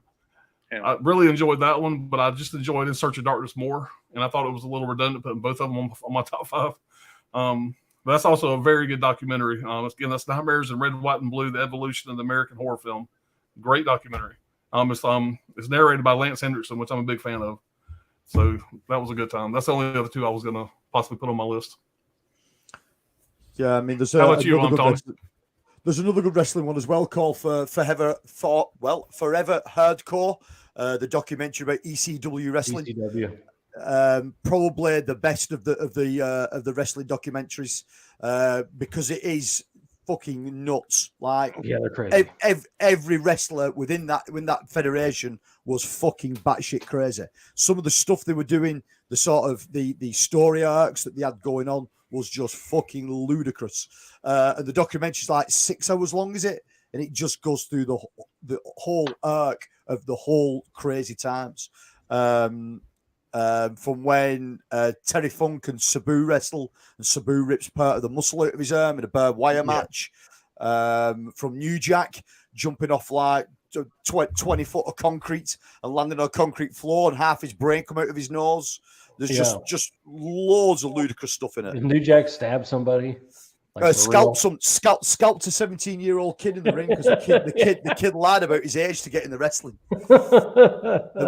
And his father was sat in the auditorium, and New Jack's pulled the scalpel out and scalping the kid as his dad jumps up and said he's only 17. So New Jack got assault for that. Got an assault charge for it. It's crazy documentary. They crucified Raven on a live broadcast on a pay-per-view. All the lights went out, and when the lights came back on, they had Raven on a crucifix in the center of the ring, and they had to cut the pay-per-view because they were getting fucking death threats. Ludicrous times. And I loved ECW in it, but it was fucking batshit crazy. Yeah, so if you've not seen that one, forever people from Pennsylvania are just hearing this, just going, "Yeah, wasn't that crazy?" It's just fucking Pennsylvania, dude. Yeah, that's definitely worth a watch if you're a wrestling fan. Yeah. Alan, if you liked Evil Genius, check out one called Tread. I believe it's on Netflix also. There's a physical media release. I've got it. It's on the way here. I just didn't bring it. It hasn't come in yet. Tread. I believe it's even on YouTube. All right. I've recommended it to Dirk about 5 times. Like, it's his brother they made the movie about, basically. His doppelganger in fucking Colorado. Yeah, I got about 7 documentaries written down here. I got to check out. I got a lot of work. Have you seen the doc King of Pong? I think his name, the name of the doc. King of what? King Kong, King of Pong, I think it is. I haven't seen that. Oh, Fistful of Quarters. It's I can't think of the guy's name. Fistful of Quarters. The documentary is also known as. It's about the King of Kong, the guy who had the highest world score on the original King Kong arcade machine, and he submitted the score after it being filmed on a VHS tape. So there was adjudicators there, and it was being filmed. But when they look back at the film, there's a sort of like millisecond discrepancy where the film sort of like glitches and the score goes really high. So what they were saying was, is it something wrong with the tape, or has it been altered? And that was the whole thing. King of Kong, A Fistful of Quarters is that documentary. That's a really good documentary. I've heard of that one before. I have the DVD of that. I think it's funny because they go into so many crazy stories around that thing where they had like bounty hunters coming for them. Yeah. They take it so serious, and they're just playing fucking King Kong. You know what I mean? Yeah. Donkey Kong, sir. All right, then you said Electric Boogaloo is the superior of the Canon film docs. Yes. Is the synopsis of The Imposter Jessica White pretending he has talent. The idea that people in back-ass West Virginia are obsessed with tap dancing is, those things don't go together. It's like, spaghetti and octopus. Like, I don't understand, like, what the fuck it makes no sense, but they love tap dancing down there or in that part of the country for some reason. It's weird. All right. Then just a mass transit incident. New Jack basically decided to part us. That's the one. So the wrestler New Jack, the wrestler that he fought was a young guy called Mass Transit. Yeah. Mass Transit had put his name down on the roster, but lied about his age with some fake ID just to get on the roster, and he was only 17. But the kid was about 27 stone and about 6'4". He was fucking massive. And behind the stage, New Jack was working the arc out for the match, and the kid said to him, "I want you to cut me." And New Jack, he went, "Really?" And he said, "Yeah, I want you to cut me." Right, fair enough. So New Jack fucking pins him, and as he picks him back up, pulls a scalpel out and fucking slices the top of his head. And this kid's fucking pumping with blood, like screaming, passing out. And his dad jumps up in the crowd and says he's only 17. Yeah, but that was him, Mass Transit. Wow. New Jack died recently, a young death. Shocker. It doesn't surprise me at all. You know what I mean? Shocker. He threw somebody off a fucking building or something for literally like 60 feet in the air, threw him off the fucking thing. Like, that wasn't planned. Yeah. They didn't agree to it. It was. He also threw. Was it? Yeah, it could have been Bam Bam Bigelow. I think he threw Bam Bam Bigelow off the top of a steel cage into a load of tables. But where the tables had been set up and where Bam Bam Bigelow was spotted, or was it Big Bad Vader? It was one of them. And when New Jack shoved him, New Jack knew that he shoved him too hard, and he spun over 360, and his head hit the tables, went through the tables, but his body missed everything and hit the ropes. It's a fucking mess of a thing. But all that is on that documentary. It is really good. Yeah. I need to check that out. Then you said, he's in trouble, Billy Mitchell. Dirk said, David Lynch, the air is on fire. Surprised didn't get mentioned. What the fuck? Room T37 is a good one. It's a Shining documentary. Yeah. I think you mentioned it earlier. The one where the one guy follows Kubrick around, Kubrick's assistant. That documentary is on Kino.